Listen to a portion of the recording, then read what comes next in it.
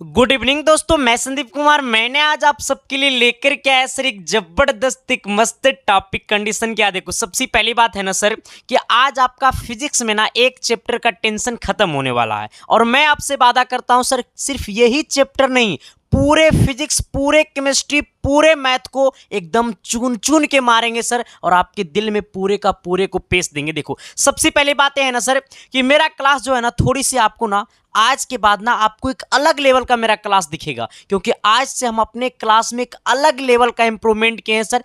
Content के ऊपर, class के ऊपर नहीं मेरे भाई। ऐसा नहीं कि मेरा प्रमोशन कहीं कहीं होगा, ऐसा नहीं। मेरा कंटेंट में एक अलग ही लेवल आ चुका है, ठीक है। देखो, सबसे पहली बात है ना कि आज हम फोड़ने वाले हैं कार्य, शक्ति और ऊर्जा को। मास्टर, सिर्फ थ्योरी के साथ साथ पूरे क्वेश्चन आपके लिए हम लेकर के आए, ठीक है। देखो, आपको विश्वास नहीं मेरे भाई, हमने पूरे रात जाग जाग के पूरा कार्य, समर्थ, शक्ति, पूरा शक्ति और ऊर्जा का हमने कार्य, शक्ति और ऊर्जा का हमने नोट्स बनाया। क्योंकि देखो, ये बात समझ लेना, आपके पास देखो एक बुक होता है, अरिहंत का बुक होता है, ठीक है। इस बात को आप समझो। देखो, मेरे पास ये भी है। अरिहंत के बुक से आपको पूरा थ्योरी है, पूरा क्वेश्चन है। लेकिन यहां पे ये समझना है कि ये कॉम्पिटिटिव एग्जाम है मेरे भाई, सवाल थोड़ी सी अलग लेवल का भी पूछा जाता है। तो हमने पूरे 10 साल प्रीवियस ईयर क्वेश्चन भी देखा, इसके अकॉर्डिंग हमने थ्योरी तैयार किया, इसके बाद हमने क्वेश्चन को तैयार किया। तो इस बात को आप समझ लेना कि सिर्फ जो आपके लिए हमने इसका जो थ्योरी लेकर के आए, क्योंकि देखो ये आपको लिमिटेड भले ही है, ठीक है, लेकिन इससे जो क्वेश्चन पूछा जाता है ना मेरे भाई, एक अलग ही लेवल का क्वेश्चन पूछा जाता है, क्योंकि ये पॉलिटेक्निक है। और जब आप एग्जाम देकर के आइएगा तो आप कहिएगा कि गुरुजी कारी और एक को क्वेश्चन नहीं टकराया। तो सर, सीधे सीधे क्वेश्चन नहीं टकराता है, सबसे पहले आपको पूरा थ्योरी पढ़ना होगा। तो हमने पूरा थ्योरी लेकर के आया सर, और इसमें आपको हमने पूरा क्वेश्चन भी हमने आपको बथेरे डाला है। देखो, पूरे क्वेश्चन हमने डाला है सर, ठीक है। आ जाना, ये आपको नोट्स भी मिलेगा सर। ये नोट्स आपको मैं फ्री ऑफ कॉस्ट दूंगा, ठीक। कहाँ दूंगा, थोड़ी सी आप यहाँ पे समझ लीजिएगा, ठीक है। आ जाना, एक बात कहता है ना सर जी कि देर से आऊंगा लेकिन दुरुस्त आऊंगा, और इतना दुरुस्त आऊंगा सर कि आप जब इस क्लास को कर लीजिएगा और जाकर के क्वेश्चन बैंक बनाइएगा, मॉडल पेपर बनाइएगा, गाइड बनाइएगा, तो आपका दिल बोलेगा कि नहीं, रियलिटी में ऐसे ऐसे क्लास की जरूरत है, ठीक है सर। आ जाना, देखो, सबसे पहली बात है ना सर कि अभी जो है सर वो आपको टाइपिंग वाला क्वेश्चन नहीं है, ये हमने अपने हाथ से लिखा, और इसे स्कैन करके हमने डायरेक्ट आपके सामने हमने क्या कर दिया, प्रदर्शित कर दिया मेरे भाई। देख लो कितना दूर तक जाएगा मेरे भाई, खेला है ना। आ जाना, देखो, इतना पढ़ लेना, अगर इतना से बाहर आ गया ना तो मेरे को बाहर कर देना अपने दिल से, ठीक है। चलो, ये टारगेट देता है संदीप कुमार, चाहे बिहार पॉलिटेक्निक हो, चाहे यूपी हो, चाहे झारखंड पॉलिटेक्निक हो, तीनों के लिए है, ठीक है सर। कार्य, समर्थ का मतलब होता है शक्ति, और ऊर्जा हमारा एनर्जी है, शक्ति बोले तो पावर है, और ये कार्य हमारा वर्क है, ठीक है। आ जाना, देखो सर, सबसे पहली बात है, इस चैप्टर का नाम है, ये चैप्टर का नाम पता है क्या है सर? ये चैप्टर का नाम ही है कार्य। समर्थ का मतलब होता है शक्ति, समर्थ का मतलब क्या होता है, शक्ति, और ये हमारा क्या है, ऊर्जा है सर, ठीक है। तो ये भले आपको टाइपिंग वाला क्लासेस नहीं दिखेगा, लेकिन मेरे भाई आज के बाद देख लेना, आज के बाद देख लेना कि इस नोट्स का कॉपी कितना होगा मार्केट में। हाँ, ये नोट्स का कॉपी कितना होगा मार्केट में, ठीक है ना। जिस प्रकार से हमने 10th क्लास में नोट्स हमने देना चालू किया, तो मार्केट में मेरा नोट्स कितना बिका, ठीक है सर। इसी प्रकार से ये देख लेना आज के बाद ये कॉपी कितना होगा नोट्स, ठीक है। लेकिन आ जाना, लेकिन ओरिजिनल तो ओरिजिनल ही रहेगा रे। आना, कहता है कार्य बोले तो क्या मेरे भाई, वर्क, ठीक है। देखो, सबसे पहले आप इस पे मत जाइएगा मेरे भाई, ठीक है। ये इस सब पे आप मत जाइएगा, हम जैसे जैसे आपको बोलेंगे वैसे वैसे आप ध्यान से सुनिएगा। कहता है कार्य है क्या, तो कार्य जो होता है मेरे भाई, वो कार्य बराबर होता है बल गुने विस्थापन। हमने क्या बोला, आपसे पूछेगा कि कार्य क्या है, तो कार्य जो है वो बल और विस्थापन का क्या है, गुणनफल है। यानी कार्य बोले तो W बराबर बल बोले तो F, और विस्थापन बोले तो S का मतलब दूरी, ठीक है। आ जाना, अगर आपसे कोई पूछेगा कि कार्य क्या है, तो कार्य जो है वो बल और विस्थापन का क्या है, गुणनफल है, ठीक है। आ जाना, हमने यही लिखा है कि किसी वस्तु पर किया गया कार्य, वस्तु पर लगाए गए बल तथा बल की दिशा में उत्पन्न विस्थापन के गुणनफल के बराबर होता है। हमने क्या लिखा आपके लिए, हमने लिखा मेरे भाई, हमने आपके लिए लिखा है, इस बात को थोड़ी सी गौर करना। हमने लिखा आपके लिए कि कार्य जो है सर वो किसी वस्तु पर किया गया कार्य, कहता है किसी वस्तु पर किया गया कार्य, वस्तु पर लगाए गए बल तथा बल की दिशा में उत्पन्न विस्थापन के गुणनफल को हम लोग क्या कहते हैं, कार्य कहते हैं। इस बात को आप समझ लेना। मेरे पास एक फोन है, ठीक है, आ जाना। ये हमें, हमारा काम क्या है कि इस फोन को यहां से उठा करके यहां रख देना है, ठीक है सर, आ जाना। ये वस्तु है, ये हमारा, इसको यहां से वहां उठा कर रख देना, हमारा कार्य हो जाएगा। देखो, अब देखो, ये वस्तु को हम उठाएंगे तो बल लगेगा। मैंने क्या बोला, बल लगेगा। जब ये स्थान परिवर्तन होगा, इसका मतलब इसमें कुछ ना कुछ दूरी होगा, यही ना होता है। यही तो हम बोले हैं मेरे भाई कि किसी वस्तु पर किया गया कार्य, वस्तु पर लगाए गए बल तथा बल की दिशा में उत्पन्न विस्थापन के गुणनफल को हम लोग, गुणनफल के क्या होता है, बराबर होता है। यानी कार्य बराबर होता है बल गुने क्या, विस्थापन होता है। यानी डब्ल्यू बराबर क्या होता है, एफ एस होता है, ठीक है, आ जाना। अब ऐसे समझना, अब आपको यहां तक तो क्लियर हो गया होगा, कार्य बराबर क्या होता है, बल गुने विस्थापन। लेकिन यहां पे आप सोचना मेरे भाई, थोड़ा सा गौर से सोचना, आप इस बात को देखो, ऐसे समझना। ये हमारा क्या है सर, ये हमारा यहां से यहां का हमारा, देखो यहां से यहां हमारा क्या है, विस्थापन है, ठीक है, यहां से हमारा क्या है, विस्थापन है। यहां पे हमारा क्या काम कर रहा है, बल काम कर रहा है, ठीक है। अब देखना, इस स्थिति में देखना हमने क्या लिखा है, एक नंबर यहां पे नोट देकर के लिखना कि यदि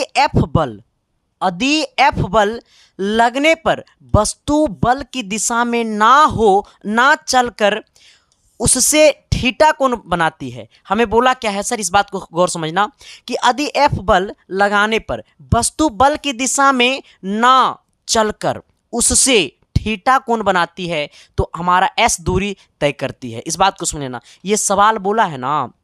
देखो यहां पे क्या है सर, ये हमारा दूरी है, ये हमारा क्या है, बल है। तो बल जो है ना सर, वो वस्तु की दिशा में नहीं लगा रहा है, ये बल जो है वो इस दिशा में लगा रहा है। तो ऐसे केस में ये दूरी और ये बल की दिशा के साथ यहाँ पे कुछ ना कुछ क्या बनाएगा, कोण बनाएगा। क्या बनाएगा, कुछ ना कुछ कोण बनाएगा। हमने क्या बोला, मेरे बात को समझना। देखो इधर दूरी है, समझना, थोड़ी सी गौर से समझना मेरे भाई, और इधर क्या हमारा है, ये हमारा क्या है, बल है।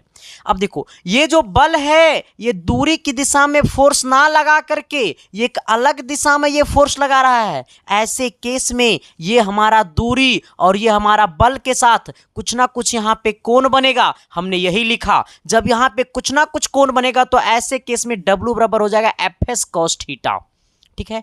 जब आपको कार्य निकालना हो और हमें कोण दिया रहे तो ऐसे केस में हमारा ये वाला फॉर्मूला लगेगा, W बराबर एफ एस कॉस थीटा। हमने क्या बोला, यहां तक किसी को दिक्कत, परेशानी, तकलीफ? हमने क्या बोला है सर कि जब दूरी की दिशा में फोर्स ना लगे, जब दूरी की दिशा में फोर्स ना लगे तो ऐसे केस में थीटा कोण बनाती है। और जब थीटा कोण बनाती है तो W बराबर हो जाता है एफ एस कॉस थीटा, ठीक है। आना नोट नंबर 2 में, जब थीटा का मान 90 डिग्री, तब देखो यहां पे हमने क्या बोला है कि W बराबर होता है F S cos theta, F S cos theta. जब थीटा का मान कितना हो जाएगा, 90 डिग्री, इसका मतलब W बराबर एफ एस कॉस, कॉस कितना, 90 डिग्री, कॉस 90 का मान क्या होता है, 0 होता है। यानी एफ एस गुने ये पूरा का मान 0, यानी ये हमारा क्या हो गया, 0 हो गया।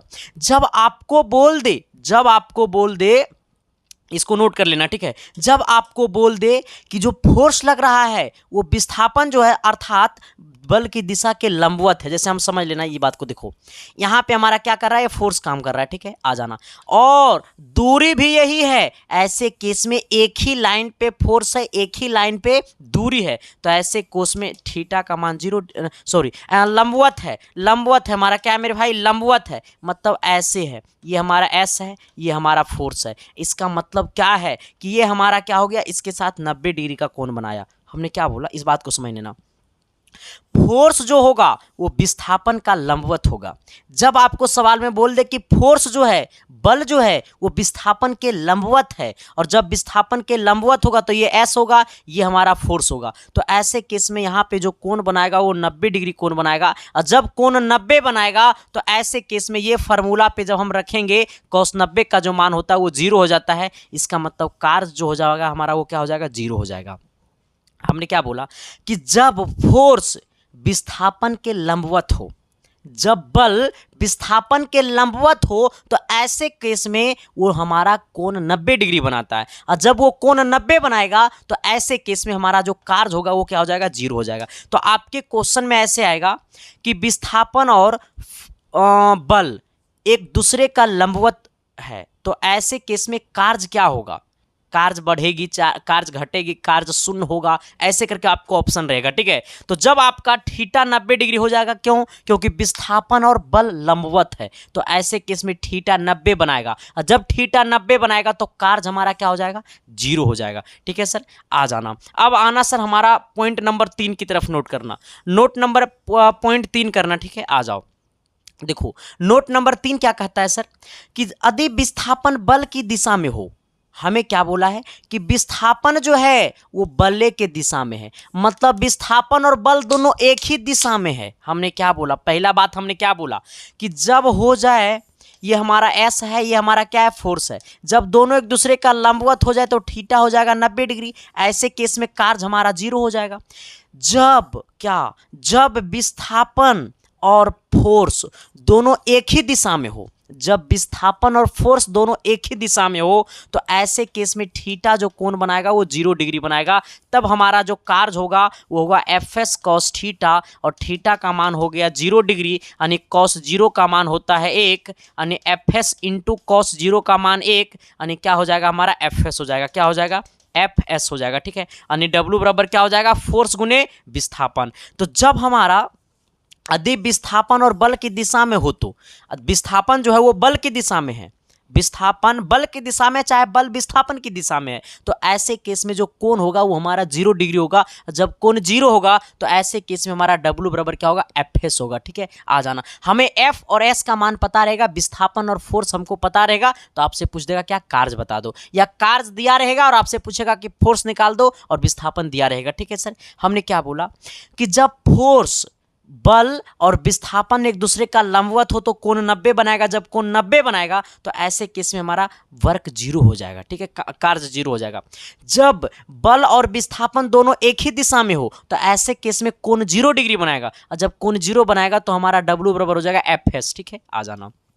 कहता है यदि बल और बल की दिशा विपरीत हो, कहता है यदि विस्थापन बल की विपरीत दिशा में हो, हमें विस्थापन जो बोला है वो बल की विपरीत दिशा में है। मान लो कि हमारा ये विस्थापन इधर है, ठीक है, आ जाना, और हमारा बल जो है सर वो इधर काम कर रहा है। अब सोचो सर कि हमारा विस्थापन इधर काम कर रहा है, बल जो है वो इधर काम कर रहा है, इसका मतलब ये पूरा में 180 डिग्री का कोण क्रिएट करेगा, यानी थीटा का मान 180 डिग्री हो जाएगा। ऐसे केस में जो कार्य होगा वो एफ एस कॉस थीटा हो जाएगा। एफ एस कॉस थीटा बोले तो एफ इंटू एस और कॉस 180 डिग्री का मान, कॉस 180 का जो मान होता है मेरे भाई वो होता है -1, यानी ये हो जाएगा एफ एस इंटू कॉस 180 का मान -1, यानी हो जाएगा माइनस एफ एस हो जाएगा। ठीक है, यानी डब्ल्यू बराबर क्या हो जाएगा? माइनस एफ एस हो जाएगा।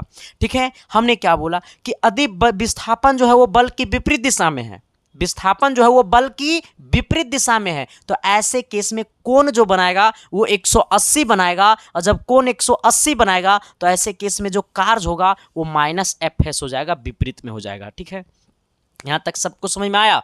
चलो आ जाना सर। अब हम लोग आते हैं सर एक अगले पॉइंट की तरफ। अब यहाँ पे देखना कहता है कार्य क्या है, तो कार्य का एक हमारा अदिश राशि है, ये भी आपको पूछ सकता है। ठीक है, आ जाना। हमसे पूछा कार्य क्या है, तो कार्य एक अदिश राशि है। कहता है कार्य का एसआई मात्रक क्या होता है, तो जूल होता है। कहता है एमकेएस पद्धति में कार्य का मात्रक न्यूटन मीटर या फिर जूल। ठीक है, देखो आपको एमकेएस में पूछ देगा, चाहे एसआई में पूछ देगा, एसआई बोले चाहे एमकेएस बोले, दोनों में हमारा कार्य का जो एसआई मात्रक होता है, ऐसे देख लो ना, कार्य बराबर क्या होता है, देखो ऐसे देख लो ना, कार्य बराबर क्या होता है, तो फोर्स गुने विस्थापन। आ जाना, फोर्स का एसआई मात्रक क्या होता है? न्यूटन। विस्थापन का एसआई मात्रक क्या होता है? मीटर होता है। यानी कहने का सेंस है कि कार्य का एसआई मात्रक न्यूटन मीटर भी होता है। हमने क्या बोला है, ऐसे समझ लेना। डब्ल्यू बराबर क्या होता है? एफ एस होता है, जहाँ पे एफ हमें एफ का फोर्स का एसआई मात्रक न्यूटन होता है, और विस्थापन का एसआई मात्रक मीटर होता है। आ जाना, इसका मतलब हो जाएगा न्यूटन मीटर, या फिर इसी को हम लोग कह सकते हैं जूल। ठीक है, आ जाना। तो एमकेएस पद्धति में कार्य का एसआई मात्रक क्या होगा? न्यूटन मीटर या फिर जूल। अगर आपसे पूछ देगा सीजीएस पद्धति में कार्य का एसआई मात्रक क्या होगा, तो सीजीएस पद्धति में कार्य का एसआई मात्रक डाइन होगा, या फिर इसी को डाइन सेमी होगा, या फिर इसी को हम लोग बोल सकते हैं आग्र। क्या बोलेंगे? आग्र बोलेंगे। ठीक है, आर्ग बोलेंगे। ठीक है, आ जाना। तो हमने क्या बोला है कि सीजीएस पद्धति में अगर आपको पूछेगा तो डाइन सेम ही होगा या फिर आपको अग्र बोल सकते हैं, ठीक है। आ जाना। ये भी आपसे पूछेगा मेरे भाई कि 1 जूल बराबर क्या होगा, तो 1 जूल बराबर होता है 10 पे पावर 7 अग्र होता है, ठीक है। ये क्वेश्चन 2015 का पेपर में आपको पूछा हुआ था, ठीक है। ये क्वेश्चन 2015 का पेपर में पूछा हुआ था, या फिर जब आप न्यूमेरिकल बनाइएगा तब आपका ये पेपर, ये चीज का आपका इस्तेमाल होगा, ठीक है। आ जाना। एक बार सभी कोई दबा करके शेयर कर देना, अपने अपने दोस्तों को बता देना जो अभी अंधकार की जिंदगी में जीते हैं कि शायद हमारा पॉलिटेक्निक नहीं होगा क्योंकि मेरा तैयारी नहीं है। मैं आपको बताता हूं मेरे भाई कि मेरा क्लासेस को आप कंटिन्यू करते रहिए, और मैं आपको क्लासेस करने की बात नहीं करता हूं सर, आप जिस चैप्टर का पढ़ाई कर लेते हैं मेरे पास, उसके बाद आप जाकर के गाइड को बनाइए, क्वेश्चन बैंक को बनाइए। अगर ये चैप्टर से सवाल रहेगा तो मैं आपको दिलासा नहीं, उम्मीद देता हूं, नहीं आपको विश्वास दिलाता हूं मेरे भाई कि पक्का आपसे सवाल नहीं छूटेगा, ठीक है सर। चलो आते हैं हम लोग अपनी दुनिया में। तो हमने क्या बोला कि 1 जूल बराबर होता है 10 पे पावर 7 अग्र होता है, ठीक है। चलो ये बात आपको क्लियर हो गया, ये आपको न्यूमेरिकल में फंसेगा, ठीक है। अच्छा देखो मेरे भाई, एक बात और आपको बता देना चाहता हूं सर, ये आपको टोटल नोट्स जो है सर, वो आपको हमारा 6 से 7 पेज का ये नोट्स है, ठीक है। जहां पे सर ये नोट्स को हम आपको फ्री ऑफ कॉस्ट प्रोवाइड तो ना करा सकते हैं, क्योंकि सर ये नोट्स भले ही 6 पेज का है, लेकिन ये नोट्स को बनाने में हमने अपनी आंखों से, मैं बताता हूं सर, मेरी आंख भी आप देख सकते हैं फूला होगा, मैं रात भर जाग करके सर ये नोट्स को मैंने बनाया, तो भी ये नोट्स पूरा नहीं हुआ। रात भर हमने जगह 2 बजे तक जगह, तब भी ये नोट्स पूरा नहीं हुआ, ठीक है। जब आप ये नोट्स को देखिएगा, ये पूरा क्लासेस को आप देख लीजिएगा, तो आपको रियलिटी में पता चल जाएगा कि हकीकत में सवाल ऐसा ही आता है। जब आप ये नोट्स को आप पूरा देखिएगा तो आपको विश्वास हो जाएगा कि संदीप कुमार सच ने बोला कि रात भर जाग जाग के ये नोट्स बनाया होगा, ठीक है सर। देखो ये नोट्स में बड़ा ही बेहतरीन तरीका से हमने लिखा मेरे भाई। तो नोट्स में हमारे थोड़ी सी कीमत होती है, मैं एक छोटा सा रकम लूंगा, इतना छोटा रकम लूंगा कि आप एक दिन समोसा, मात्र एक समोसा अगर आप नहीं खाइएगा ना, तो मेरा नोट्स को आप ले सकते हैं। एक चैप्टर का नोट्स आप मात्र 10 रुपये में ले सकते हैं सर। जिन किन्हीं को अगर नोट्स लेना है तो आप व्हाट्सएप पे, देखो व्हाट्सएप पे आपको कहना है, मैसेज करके लिख देना है व्हाट्सएप पे, ये नंबर पे 7295 047 33 7, आपको ये नंबर पे व्हाट्सएप कर देना है कि सर मुझे वर्क पावर एनर्जी का नोट्स चाहिए, ठीक है। कॉल मत कीजिएगा प्लीज़ मेरे भाई, क्योंकि ऐसा ही कॉल ज़्यादा बिजी रहता है, ठीक है। क्योंकि आपको नोट्स लेना है सर, आप व्हाट्सएप पे मैसेज कर दीजिएगा, ठीक है। और मैसेज करने का मतलब क्या है सर, व्हाट्सएप पे आप कहिएगा कि हमको वर्क पावर एनर्जी का नोट्स चाहिए, और आप यही नंबर पे फोन पेटीएम चलता है, ठीक है सर, या गूगल पे, सब कुछ इसी नंबर पे चलता है। इसी नंबर पे आप 10 रुपया पेमेंट कर दीजिएगा, और पेमेंट का स्क्रीनशॉट ले लीजिएगा, और इसी व्हाट्सएप नंबर पे पेमेंट का स्क्रीनशॉट भेज दीजिएगा, और मैसेज में लिख दीजिएगा सर मुझे वर्क पावर एनर्जी का नोट्स चाहिए। मिनट भर के अंदर में आपके पास हम PDF सेंड कर देंगे, ठीक है सर। चलो आ जाना सर, आते हैं हम लोग अपनी दुनिया में। हमने क्या बोला, कार्य एक अदिश राशि है, कार्य का ऐसा मात्रक जूल होता है। MKS पद्धति में कार्य का मात्रक न्यूटन मीटर बोल सकते हैं, क्योंकि कार्य बराबर होता है फोर्स गुने विस्थापन। तो हमारा फोर्स का होता है न्यूटन, विस्थापन का होता है मीटर, तो न्यूटन मीटर बोल सकते हैं। CGS पद्धति में हमारा डाइन सेंटीमीटर बोल सकते हैं, या फिर अग्र बोल सकते हैं, ठीक है। आ जाना। अगर मैं आपको बोलूंगा सर कि हमारा वृत्ताकार गति में कार्य शून्य होता है, देखो सर ये भी आपसे पूछेगा, सवाल पूछता है ये, अरे पूछता है आपका एग्जाम आपसे सवाल कि हमारा वृत्ताकार गति में कार्य क्या होता है। जब कोई वस्तु वृत्ताकार गति में अगर मोशन में है, वृत्ताकार तरीका से मोशन में है, तो ऐसे केस में इस पे जो फोर्स लगाता है मेरे भाई, वो केंद्र की ओर लगाता है। फोर्स किधर लगाता है, बल किधर लगाता है, केंद्र की ओर लगाता है। जब बल केंद्र की ओर लगाता है तो ऐसे केस में कार्य जो होता है वो क्या होता है, शून्य हो जाता है। ऐसे केस में कार्य क्या हो जाता है, शून्य हो जाता है। तो हमने लिखा है कि वृत्ताकार गति में कार्य शून्य होता है, ये बात को आप नोट कर लेना। वृत्ताकार गति में कार्य क्या होता है, शून्य होता है मेरे भाई। चलो आ जाना। चलो यहां तक हमने पूरा आपको कर दिया, सब कुछ हमने आपको बता दिया सर। चलो हाँ, हमने सब कुछ आपको बता दिया, ठीक है। चलो अब यहां पे आना सर, ये हमारा समर्थ, समर्थ बोले तो पावर, पावर बोले सर तो क्या, पावर बोले तो सर इसी को हम लोग कहते हैं शक्ति, ठीक है। आ जाना सर। अब यहाँ पे देखना मेरे भाई, ये पेज नंबर 2 की तरफ हम आ गए हैं, ठीक है। चलो ऐसे आना। देखो सर हमने अभी आपको क्या क्या पढ़ाया, हमने पढ़ाया कि W बराबर होता है FS होता है जब हमारा थीटा का मान 90 डिग्री हो जाए। कब, जब हमारा थीटा का मान 90 कब होगा, जब विस्थापन और फोर्स एक दूसरे का लंबवत रहेगा। तो ऐसे केस में हमारा वर्क जो होगा वो 0 हो जाएगा। जब थीटा का मान, जब थीटा रहेगा, जब कुछ ना कुछ थीटा का वैल्यू रहेगा, तो W बराबर होगा FS cos थीटा, S या नो। जब हमारा दोनों एक विपरीत दिशा में रहेगा, या एक ही दिशा में रहेगा? जब एक ही दिशा में रहेगा तो थीटा हो जाएगा 0 डिग्री, तो हमारा जो कार्य होगा वो हमारा ओनली फॉर एफ एस होगा, ठीक है। जब हमारा विपरीत दिशा में रहेगा तो थीटा 180 डिग्री होगा, तो ऐसे केस में जो कार्य होगा हमारा वो माइनस एफ एस होगा। हमने अभी इतना आपको पढ़ाया, इतना शायद आपको याद होगा, ठीक है। अब थोड़ा सा समझना मेरे बात को थोड़ी सी मेरे भाई, क्योंकि देखो हम हमेशा से आपको कहते हैं कि सिलेक्शन अगर पाना है तो कड़ी मेहनत करनी होगी मेरे भाई। कड़ी मेहनत का मतलब है 3 महीना मेहनत कर लो, जिंदगी संभल जाएगा, ठीक है। आ जाना। अब हम लोग कहते हैं समर्थ। समर्थ का मतलब होता है मेरे भाई शक्ति। क्या होता है? समर्थ का मतलब क्या होता है? शक्ति होता है, ठीक है। चलो आना। हो कहता है शक्ति क्या है? तो कार्य करने की दर को हम लोग क्या कहते हैं? समर्थ या शक्ति कहते हैं। हमने क्या बोला? कार्य करने की अगर क्षमता आपके पास है तो उसी को हम लोग क्या कहेंगे? शक्ति कहेंगे। देखो हमने क्या बोला? कार्य करने की अगर आपके पास क्षमता है तो कार्य करने की दर को हम लोग क्या कहते हैं? शक्ति कहते हैं। यानी कहने का सेंस है मेरे भाई कि शक्ति बराबर होता है, शक्ति बराबर होता है कार्य करने की दर। कार्य करने की दर, दर बोले तो समय, यानी कहने का सेंस है शक्ति बराबर होता है कार्य बट्टा समय। शक्ति बराबर क्या होता है? कार्य बट्टा समय। यानी हमने आपको साफ शब्दों में लिखा कि कार्य करने की दर को हम लोग क्या कहते हैं? समर्थ या शक्ति कहते हैं। शक्ति बराबर होता है कार्य बट्टा समय, जहां पे पी बराबर क्या होता है मेरे भाई? डब्ल्यू बट्टा टी। P बराबर क्या होता है? डब्ल्यू बटा टी, ठीक है।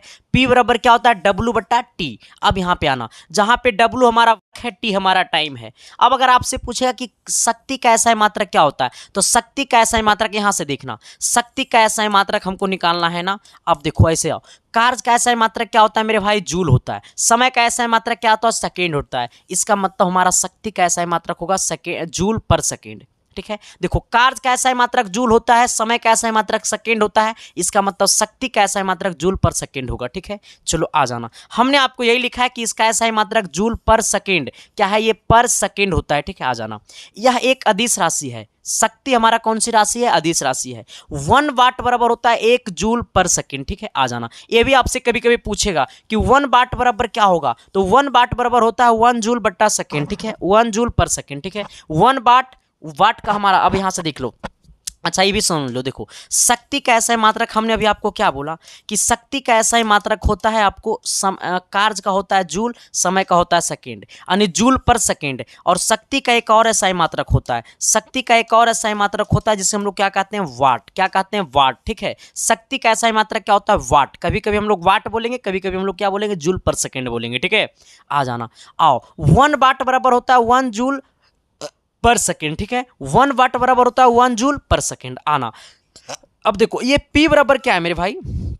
ऐसे सोचना, देखो यहां से आना, हमने आपको क्या बोला? P बराबर होता है डब्ल्यू बटा टी। आ जाना, ये P बराबर W क्या है? कार्य। कार्य बराबर क्या होता है? F S. अब बटा में क्या है? टी। यानी हम कह सकते हैं मेरे भाई कि हमारा P बराबर होता है, ये F है, ठीक है। आ जाना, इनटू ये S बट्टा टी बोल सकते हैं। ये S बट्टा टी हमारा क्या बता रहा है? ये S जो है, देखो ये S जो है, ये वाला S जो है वो हमें विस्थापन को बताता है। किसको बताता है? ये हमें विस्थापन को बताता है। ये T जो है मेरे भाई, ये समय को बताता है। यानी कहने का सेंस है कि P बोले तो शक्ति, F इंटू, आ जाना, ये हमारा क्या है? ये हमारा हो गया विस्थापन, ये हमारा समय हो गया। तो विस्थापन बट्टा समय क्या होता है? वेग। क्या होता है? विस्थापन बट्टा समय क्या होता है? वेग। यानी कहने का सेंस है कि शक्ति बराबर होता है P गुने भी, जहाँ पे भी हमारा क्या है? वेग है। इसे आप नोट कर लो, इसे जल्दी से जल्दी नोट कर लो मेरे भाई। हालांकि जो लोग पीडीएफ ले लिए होंगे इसको पता चल गया होगा, ठीक है सर। आ जाना, अब आपको मैं बताता हूं, हमने यही लिखा P बराबर एफ एस होता है, जहां पे देखो ये हमारा F इंटू एस है, तो इसको हमने F को गुना कर दिया S बट्टा टी। S बट्टा टी, ये S बट्टा टी का मतलब हो गया V, यानी P बराबर हो गया F गुने V, जहां पे F हमारा फोर्स है, V हमारा वेग है, ठीक है। चलो आ जाना, मैं आपको बताना चाहूंगा, अर्थात V हमारा वेग है, P हमारा शक्ति है, F हमारा बल है, ठीक है। हमने ये नोट्स को ना मेरे भाई बड़ा ही शिद्दत से बनाया, ठीक है। तभी तो कहोगे कि तेरी आंखों में मेरा चेहरा दिखता है। आओ सर, फिर हमने क्या बोला है कि 1 किलोवाट बराबर होता है 10 पे पावर 3 वाट, ठीक है। 1 किलोवाट बराबर होता है 10 पे पावर 3 वाट, ठीक है। 1 किलोवाट बराबर होता है 10 पे पावर 3 वाट, ठीक है। आ जाना, ये भी याद कर लो। 1 मेगावाट बराबर होता है 10 पे पावर 6 वाट, ठीक है। 1 मेगावाट बराबर होता है 10 पे पावर 6 वाट। 1 HP, HP का मतलब होता है अश्व शक्ति, ठीक है। 1 HP, HP का मतलब होता है अश्व शक्ति, 1 HP बराबर होता है 746 वाट, ठीक है, ये भी याद कर लेना। 1 HP बराबर क्या होता है 746 वाट, आ जाना। अगर आपसे पूछेगा 1 वाट सेकेंड क्या होता है, 1 वाट सेकेंड बराबर होगा 1 जूल, हमने भी ये बात को लिखाया था कि 1 जूल बराबर होता है 1 वाट सेकेंड, ठीक है, आ जाना। इसी प्रकार से 1 जूल बराबर होगा 1 वाट सेकेंड, तो हमारा 1 वाट सेकेंड बराबर 1 जूल होगा।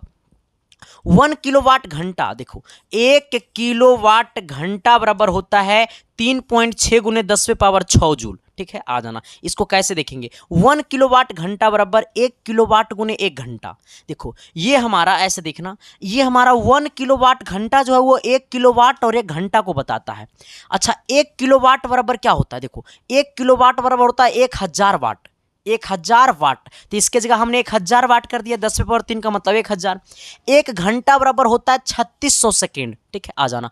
1000 को 3600 से गुना करोगे तो देखो ये वाट को कभी कभी हम लोग लिखते हैं जूल बट्टा सेकेंड। हमने क्या बोला था कि हमारा शक्ति का ऐसा है मात्रक वाट होता है, अगर वाट हम नहीं लिखेंगे तो जूल पर सेकेंड लिखेंगे, ठीक है, आ जाना। तो ये वाट के जगह हमने जूल पर सेकेंड लिखा और ये हमारा सेकेंड है। अब देखना ये सेकेंड से सेकेंड ये चल जाएगा सर खोपचे में, 1000 को 3600 से गुना कीजिएगा तो 3.6 गुने 10⁻6 और ये सेकेंड से सेकेंड कट जाएगा तो ओनली 4 जूल बचेगा। यानी कहने का सेंस है कि 1 किलोवाट घंटा बराबर होता है 3.6 गुने 10⁻6 जूल।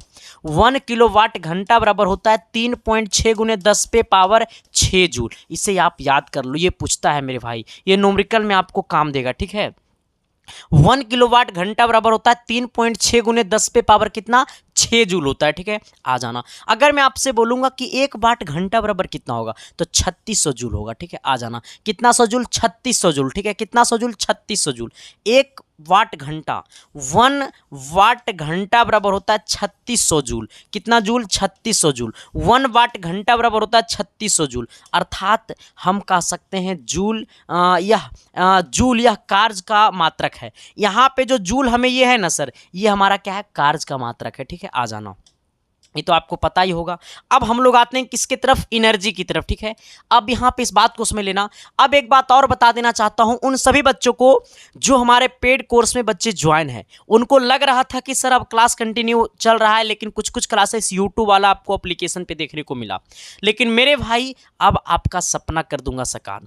आपने जो भरोसा किया था इससे मैं आपको अब ज़्यादा दूंगा, आपको प्रत्येक चैप्टर को इतना बेहतरीन तरीका से फोड़ूंगा और ये जो PDF है वो पेड कोर्स वाले को फ्री में मिलेगा, ठीक है। जो पेड कोर्स में ज्वाइन है इसका ये PDF जो वहां पे वो फ्री मिलेगा।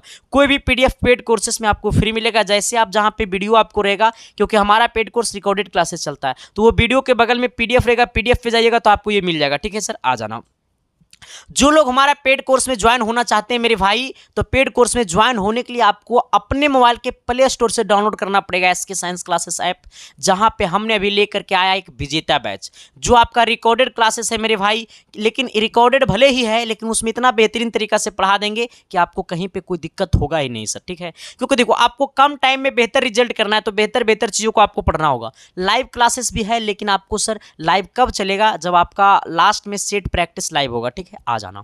तो जिन लोगों को ज्वाइन होना है तो अपने मोबाइल के प्ले स्टोर से डाउनलोड करके एप्लीकेशन पे आप डायरेक्ट परचेस कर सकते हैं कोर्स को, या फिर अगर आप खुद से पे फोन पेटीएम नहीं चलाते हैं तो अपने चचा भैया भाभी साली जिससे भी करवाना है तो आप यही नंबर पे पेमेंट करवा सकते हैं 399 रुपया, ठीक है। और पेमेंट करवा करके चाहे पे फोन चाहे पेटीएम चाहे गूगल पे पेमेंट करवा करके उसका स्क्रीनशॉट ले लेना है और स्क्रीनशॉट आपको इसी व्हाट्सएप नंबर पे भेज देना है। और साथ ही जब आप ऐप को डाउनलोड कीजिएगा तो रजिस्टर कीजिएगा तो आपसे मोबाइल नंबर और पासवर्ड मांगेगा, तो वही मोबाइल नंबर और पासवर्ड आपको व्हाट्सअप कर देना है। 10 मिनट के अंदर आपको कोर्स में जोड़ दिया जाएगा, ठीक है सर। चलो आ जाना, हम लोग पढ़ेंगे ऊर्जा। क्या पढ़ेंगे मेरे भाई, ऊर्जा। जब तक कोई चीज़ को अगर आप दिल से नहीं चाहोगे ना सर तब तक वो आपका नहीं होगा, चाहे आप कोई भी लेवल में चले जाओ, चाहे आप कोई भी लेवल में चले जाओ, किसी चीज़ को अगर पाना होगा तो उसे आपको दिल से चाहना होगा, ठीक है सर, आ जाओ। अब क्या कहता है सर, थोड़ी सी गौर करना।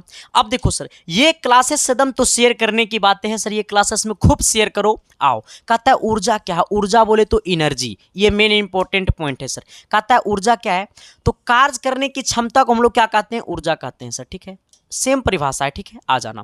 कहता है क्या, थोड़ी सी गौर करना इस बात को, क्योंकि सर हमें इस बात को देखो, हमें इस बात से बहुत ही ज़्यादा खुशी मिलता है मेरे भाई कि आप लोग ना मतलब बहुत अच्छे से ज़िंदगी में अच्छा कीजिए, ठीक है, आओ, कहता है ऊर्जा का मात्रक वही है जो कार्य का मात्रक है। यानी कहने का सेंस है कि हमारा कार्य का भी SI मात्रक जूल होता है और ऊर्जा का भी SI मात्रक क्या होगा, जूल होगा। ठीक है सर, आ जाना।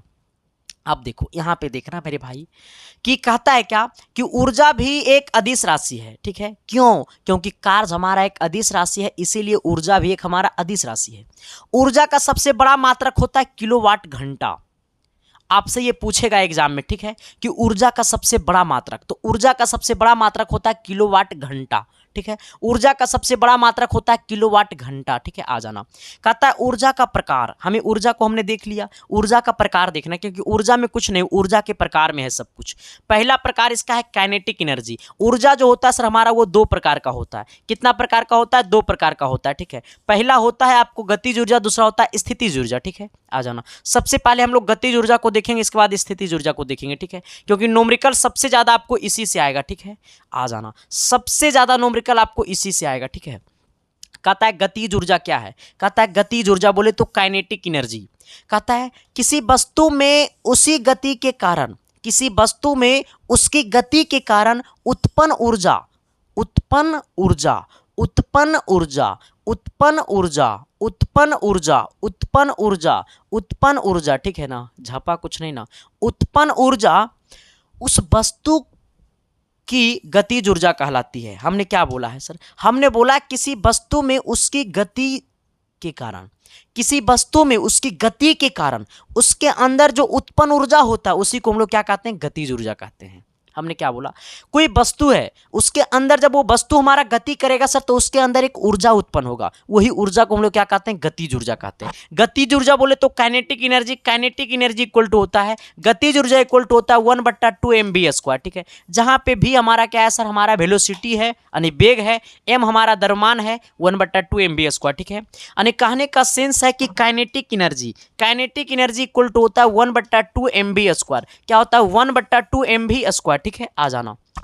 आओ, कहता है क्या मेरे भाई कि kinetic energy equal to 1/2 mv², जहां पे m हमारा द्रव्यमान है, v हमारा क्या है? वेग है। ठीक है, आ जाना। अब यहां तक तो किसी को दिक्कत? देखो सर चीज एकदम बेहतरीन है। ठीक है, आ जाओ। कहता है क्या सर कि यदि किसी पिंड का संवेग दुगना हो जाए, पिंड का संवेग, हमें क्या बोला है? जब संवेग को दुगना करेगा, संवेग को कितना गुना करेगा? 2 गुना करेगा। ठीक है, संवेग को हम लोग p से लिखते हैं, इस प्रकार से लिखते हैं। ठीक है, आओ, संवेग को जब हम दुगना करेंगे तो हो जाएगा गतिज ऊर्जा। जब संवेग दुगना हो जाएगा तो ऐसे केस में गतिज जो होगा हमारा सर, वो गतिज ऊर्जा जो होगा वो 300% बढ़ेगी। कितना परसेंट बढ़ेगी? 300% बढ़ेगी। ये वाला याद कर लो। ठीक है, संवेग दुगना गतिज ऊर्जा 300% बढ़ेगी, संवेग दुगना गतिज ऊर्जा 300% बढ़ेगी, संवेग दुगना गतिज ऊर्जा 300% बढ़ेगी, संवेग दुगना गतिज ऊर्जा 300% बढ़ेगी। हमने लिखा कि यदि किसी पिंड का संवेग दुगना हो जाए तो इसकी गतिज ऊर्जा 300% बढ़ेगी। ठीक है, आ जाना। आओ, यहां तक कोई दिक्कत? अगला ये नोट नंबर करना। कहता है किसी वस्तु पर किया गया कुल कार्य उसके गतिज ऊर्जा के अंतर के बराबर होता है। देखो मेरे भाई, हमने बोला है क्या कि किसी वस्तु पर किया गया कुल कार्य इसके काइनेटिक एनर्जी, काइनेटिक एनर्जी बोले तो मेरे भाई गतिज, गतिज ऊर्जा के अंतर के बराबर होता है। हमने क्या बोला है कि किसी वस्तु पर किया गया कुल कार्य इसके काइनेटिक एनर्जी के अंतर के बराबर होता है। इस बात को आप नोट कर लो। हमने क्या बोला है कि किसी वस्तु पर किया गया कुल कार्य इसके काइनेटिक एनर्जी, मतलब काइनेटिक एनर्जी बोले तो गतिज ऊर्जा के अंतर के बराबर होता है। ठीक है, आप इसे नोट कर लीजिएगा मेरे भाई। चलो आ जाना। अब इस बात को समझ लेना थोड़ा सा, यहां तक किसी को दिक्कत? हमने बोला गतिज ऊर्जा जो होता है वो किसी वस्तु में, जो वस्तु जब कोई वस्तु गति कर रहा है तो उसके अंदर एक उत्पन्न ऊर्जा होता है सर, उसी को हम लोग क्या कहते हैं? गतिज ऊर्जा कहते हैं। हमने क्या बोला? जब कोई वस्तु गति कर रही है तो ऐसे केस में उसके अंदर एक ऊर्जा उत्पन्न होता है, उसी को हम लोग क्या कहते हैं? गतिज ऊर्जा कहते हैं। गतिज ऊर्जा इक्वल टू होता है 1/2 mv² होता है, जहां पे गतिज ऊर्जा कहता है कि यदि किसी पिंड का संवेग दुगना हो जाए, यदि किसी पिंड का संवेग दुगना हो जाए तो गतिज ऊर्जा 300% बढ़ेगी। यदि किसी पिंड का संवेग दुगना हो जाए तो गतिज ऊर्जा 300% बढ़ेगी। कहता है किसी वस्तु पर किया गया कुल कार्य इसके काइनेटिक एनर्जी मतलब काइनेटिक एनर्जी बोले तो गतिज ऊर्जा के अंतर के बराबर होता है सर। ठीक है, चलो आ जाओ मेरे भाई। अब देखो इसका दूसरा प्रकार है, पहला प्रकार था गतिज ऊर्जा, दूसरा प्रकार है स्थितिज ऊर्जा। हमने क्या बोला कि हमारा ऊर्जा जो है वो दो प्रकार का है, पहला क्या है गतिज ऊर्जा, दूसरा क्या है स्थितिज ऊर्जा। ठीक है, आ जाना। देखो मैं आपको हमेशा से कहता हूं कि टाइपिंग में कुछ नहीं रखा है मेरे भाई, कंटेंट में सब कुछ रखा है, आपको बेहतर कंटेंट मिलनी चाहिए। ठीक है सर, देखो अभी हम क्या कपड़ा पहने हैं हमको ये कोई नहीं देखेगा, हम अपने बच्चे को क्या कपड़ा पहनाएंगे वो हमको सब कुछ देखेगा। इसका बच्चा का देखो क्या है नेचर। मेरे भाई आपके घर में आपकी मम्मी पापा आपकी सपना को लेकर के इंतजार कर रहे हैं और आप अपनी आंखों में किनकी सपना देखते हो? छोड़ दो ना गंदे सपना देखना, देखो ना आज से अच्छे सपना, क्योंकि आज से मैं आपको अच्छे रास्ते पे ले जाऊंगा। क्योंकि सर कहता है ना कि मम्मी पापा की फिक्र को फक्र में बदल दूंगा, ये मेरी वादा है मेरे भाई। ठीक है सर, देखो कहता है ना सर कि लोगों को बुड़बक बनाना मेरी बस की बात नहीं है सर। लोगों को अच्छे रास्ते पे अगर चढ़ाना मेरा बस की बात है तो चढ़ाऊंगा, अगर नहीं है तो मैं आपको सिखाना छोड़ दूंगा। मेरा सिंपल फंडा, सिंपल रूल। ठीक है, क्योंकि मैं किसी के पेट पे पलता नहीं हूं मेरे भाई, मैं खुद से कमाता हूं तो खुद से खाता हूं। ये दुनिया का रीति रिवाज है, आप खुद से कमाओगे तबे खुद खाओगे। लेकिन आपको बोलने वाले 1000 रहेंगे सर, लेकिन आपको खाना देने वाले एक लोग भी नहीं रहेंगे। ठीक है, अगर आपका कोई साथ देगा तो आपकी मम्मी पापा और आपका फैमिली साथ देगा मेरे भाई। इसलिए दुनिया की भरोसा दूसरे पे भरोसा करना छोड़ दो। क्योंकि कहता है ना सर, एगो देखो शेरियो बड़ा हैवी है, कहता है ना एगो लड़का भेजले था कि देखो क्या कहता है कि कहता है फूलों में भी कीड़े पाए जाते हैं, पत्थरों में भी हीरे पाए जाते हैं। किसी ने ठीक कहा था कि फूलों में भी कीड़े पाए जाते हैं और पत्थरों में भी हीरे पाए जाते हैं, है ना। फिर कहता है बुराई को छोड़कर अच्छाई देखिए तो सही, बुराई को छोड़कर अच्छाई देखिए तो सही, नर में भी नारायण पाए जाते हैं। ठीक है सर, ये किन्हीं ने ठीक ही कहा होगा कि फूलों में भी कीड़े पाए जाते हैं और पत्थरों में भी हीरे पाए जाते हैं, कि फूलों में भी कीड़े पाए जाते हैं और पत्थरों में भी हीरे पाए जाते हैं। अच्छा, बुराई को छोड़कर अच्छाई देखिए तो सही, अरे बुराई को छोड़कर अच्छाई देखिए तो सही, नर में भी नारायण पाए जाते हैं। तो सर आप अच्छे रास्ता को देखोगे तब ना, जिंदगी आपके सामने बहुत सारे आपके सामने रास्ते खुले होते हैं, लेकिन आपको ये पहचानना है कि आपके लिए कौन सा अच्छा रास्ता है। ठीक है, आ जाओ। कहता है स्थितिज ऊर्जा क्या है? Potential energy. स्थितिज ऊर्जा पोटेंशियल एनर्जी, काइनेटिक एनर्जी गतिज ऊर्जा। कहता है क्या सर कि वस्तु में उसकी स्थिति के कारण उत्पन्न ऊर्जा, वस्तु में उसकी स्थिति के कारण उत्पन्न ऊर्जा, उसी को क्या कहेंगे? स्थितिज ऊर्जा। हमने क्या बोला कि वस्तु में उसकी स्थिति के कारण, वस्तु में उसकी स्थिति के कारण उत्पन्न ऊर्जा उस वस्तु की स्थितिज ऊर्जा कहलाती है। ठीक है, हमने बोला कि वस्तु में उसकी स्थिति के कारण उत्पन्न ऊर्जा उस वस्तु की स्थितिज ऊर्जा कहलाती है। वो स्थितिज ऊर्जा बराबर होता है मेरे भाई, स्थितिज ऊर्जा बराबर होता है वस्तु का भार गुने ऊंचाई। हमने क्या बोला? स्थितिज ऊर्जा बराबर होता है वस्तु का भार गुने ऊंचाई। वस्तु का भार बोले मेरे भाई तो स्थितिज ऊर्जा बोले तो पोटेंशियल एनर्जी, स्थितिज ऊर्जा बोले तो पोटेंशियल एनर्जी, वस्तु का भार, भार बराबर होता है mg और गुने क्या है h, h हमारा क्या है? ऊंचाई। ठीक है सर, हमने क्या बोला है कि जहां पे g का जो मान होगा वो g का मान 9.8 लेंगे, अगर 9.8 मीटर प्रति सेकेंड स्क्वायर लेंगे, अगर आपको या फिर आपको 10 लेंगे। ठीक है सर, 10 मीटर प्रति सेकेंड स्क्वायर लेंगे। अगर आपके बुक में कुछ नहीं लिखा रहे, सवाल में कुछ नहीं लिखा रहे तो 9.8 लिखेंगे लेंगे, और कुछ लिखा रहेगा तो 10 लेंगे, जो लिखा रहेगा वही लेंगे। ठीक है, आ जाना। तो स्थितिज ऊर्जा बराबर होता है वस्तु का भार गुने ऊंचाई, यानी पोटेंशियल एनर्जी बराबर होता है mg। ठीक है, आ जाना। अब हमें क्या बोला, बस इसमें कुछ था नहीं, एक हमें और पढ़ना है जिसको हम लोग कहते हैं द्रव्यमान ऊर्जा। क्या कहते हैं? द्रव्यमान ऊर्जा। आना, ये द्रव्यमान ऊर्जा आखिर में है क्या? कहता है क्या सर जी कि प्रत्येक पदार्थ में उसके द्रव्यमान के कारण भी ऊर्जा होती है। देखो मेरे भाई ये बात सही है। कहता है ना मोटा आदमी के पास चर्बी बड़ा रहता है, मोटा आदमी को ना दिन भर भूखलो छोड़ देगा ना रे, तो वो एकदम टंच होकर दिन भर घूमते रहेगा। लेकिन पतला आदमी को अगर तुम 2 घंटा भूखे छोड़ दोगे ना तो ये करेगा ऐसे करेगा। क्यों? क्योंकि सर देखो इसके अंदर जो होता है ना सर मास कम होता है, मतलब वजन कम होती है। जब वजन कम होती है तो मटेरियल कम होता है, मटेरियल कम होता है तो सहने का कैपेसिटी कम होता है। हमने क्या बोला, कैपेसिटी कम होता है। और मोटा आदमी के पास वजन ज्यादा, कैपेसिटी ज्यादा, सिंपल फंडा। तो इसीलिए बोला है कि प्रत्येक पदार्थ में उसके द्रव्यमान के कारण भी ऊर्जा होती है। हाँ, कोई भी पदार्थ हो अगर उसका द्रव्यमान अधिक है तो ऊर्जा अधिक होगा, ठीक है सर, वो फिक्स है ना। जो हमें फार्मूला होता है सर, एनर्जी बराबर होता है, द्रव्यमान की एनर्जी बराबर होता है, ई बराबर होता है mc स्क्वायर। इसे याद कर लेना, ये सबसे महंगा फार्मूला है, सबसे अच्छा फार्मूला है, ठीक है सर, ये सबसे महंगा फार्मूला है, सबसे अच्छा फार्मूला है। ई बराबर mc स्क्वायर, ई बराबर क्या, mc स्क्वायर, ठीक है। आ जाना सर, इसे याद कर लेना। कहता है इसे आइंस्टीन का द्रव्यमान ऊर्जा समीकरण कहते हैं। ये जो हमारा E बराबर mc स्क्वायर है ना सर, इसे हम लोग कहते हैं आइंस्टीन का द्रव्यमान ऊर्जा समीकरण। आपसे पूछेगा, आपसे एक सवाल पूछेगा, हाँ आपका बुक में सवाल है कि आइंस्टीन का द्रव्यमान ऊर्जा समीकरण क्या है, आइंस्टीन का द्रव्यमान ऊर्जा समीकरण क्या है, तो आपका होता है E बराबर mc स्क्वायर, ठीक है। ये पूछता है कि आइंस्टीन का द्रव्यमान समीकरण क्या है, तो जब पूछेगा आइंस्टीन का द्रव्यमान ऊर्जा समीकरण तो आप बोलिएगा E बराबर mc स्क्वायर, ठीक है सर। चलो आ जाना, फिर कहता है 1 ग्राम द्रव्यमान बराबर होता है 9 × 10⁻13 जूल ऊर्जा के तुल्य है, ठीक है। इस बात को याद कर लो सर, ये बात याद कर लो, VVI है, VVI का मतलब क्या होता है पता है, वेरी वेरी इंपॉर्टेंट। लेकिन हमरा कहना है कि भुलाल भटकल आइए जैथू हाँ आ जैथू। चलो आइएगा सर, हमने क्या बोला है कि 1 ग्राम द्रव्यमान बराबर होता है 9 × 10⁻13 जूल ऊर्जा के तुल्य होता है, ठीक है। चलो हमें पढ़ना है ऊर्जा संरक्षण। 1 ग्राम बराबर क्या होता है, 1 ग्राम द्रव्यमान बराबर होता है 9 × 10⁻13 जूल, इसे याद कर लेना। हमारा आइंस्टीन का द्रव्यमान समीकरण क्या होता है, E बराबर mc स्क्वायर होता है। चलो अब हमें जो पढ़ना है इस पर गौर करो, हमें पढ़ना ऊर्जा संरक्षण का नियम, हमें पढ़ना ऊर्जा संरक्षण का नियम, लॉ ऑफ क्या, कन्वर्जन कन्वर्जन ऑफ एनर्जी, हाँ ठीक है सर। अब इसे थोड़ा सा देखना है मेरे भाई, कहता है ऊर्जा का संरक्षण नियम, ऊर्जा का संरक्षण नियम क्या है, थोड़ा सा गौर करना ना, प्यार होगा मोहब्बत होगा मेरे भाई, थोड़ी सी गौर तो करोगे तब तो।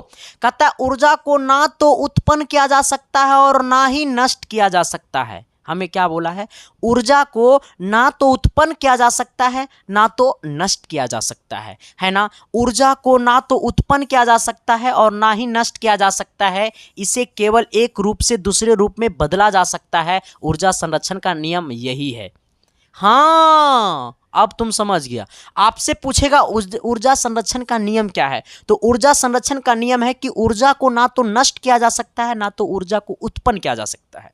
हमने बोला ऊर्जा को ना तो उत्पन्न किया जा सकता है और ना ही नष्ट किया जा सकता है, इसे केवल एक रूप से दूसरे रूप में बदला जा सकता है। ऊर्जा को एनर्जी को ना तो नष्ट किया जा सकता है ना तो उत्पन्न किया जा सकता है, ऊर्जा को एक रूप से दूसरे रूप में क्या किया जाता है, बदला जाता है मेरे भाई, ठीक है। आ जाना, यही ऊर्जा संरक्षण का नियम है। कहता है ऊर्जा का परिमाण हमेशा स्थिर रहता है, मतलब स्थिर का मतलब होता है नियत होता है, मतलब नियत बोले तो सर ये समान होता है। क्या होता है, समान होता है। हमने क्या बोला है कि ऊर्जा का परिमाण हमेशा क्या होता है, स्थिर रहता है, मतलब नियत रहता है, नियत बोले तो कांस्टेंट, ठीक है। आ जाना, हमने आपको क्या बोला है कि ऊर्जा का परिमाण हमेशा स्थिर रहता है, ऊर्जा का परिमाण जो होता है वो हमेशा क्या रहता है, स्थिर रहता है। ये बात को यो नोट कर लो ना रे, कि ऊर्जा का मान जो होता है वो नहीं बदलता है, ठीक है। ऊर्जा का परिमाण जो होता है वो नहीं बदलता, वो स्थिर रहता है, ठीक है। आ जाओ, कहता है जब कोई पिंड पृथ्वी की ओर गिरता है, जब कोई पिंड पृथ्वी की ओर गिरता है तो उसकी गतिज ऊर्जा बढ़ती जाती है और स्थितिज ऊर्जा घटती जाती है।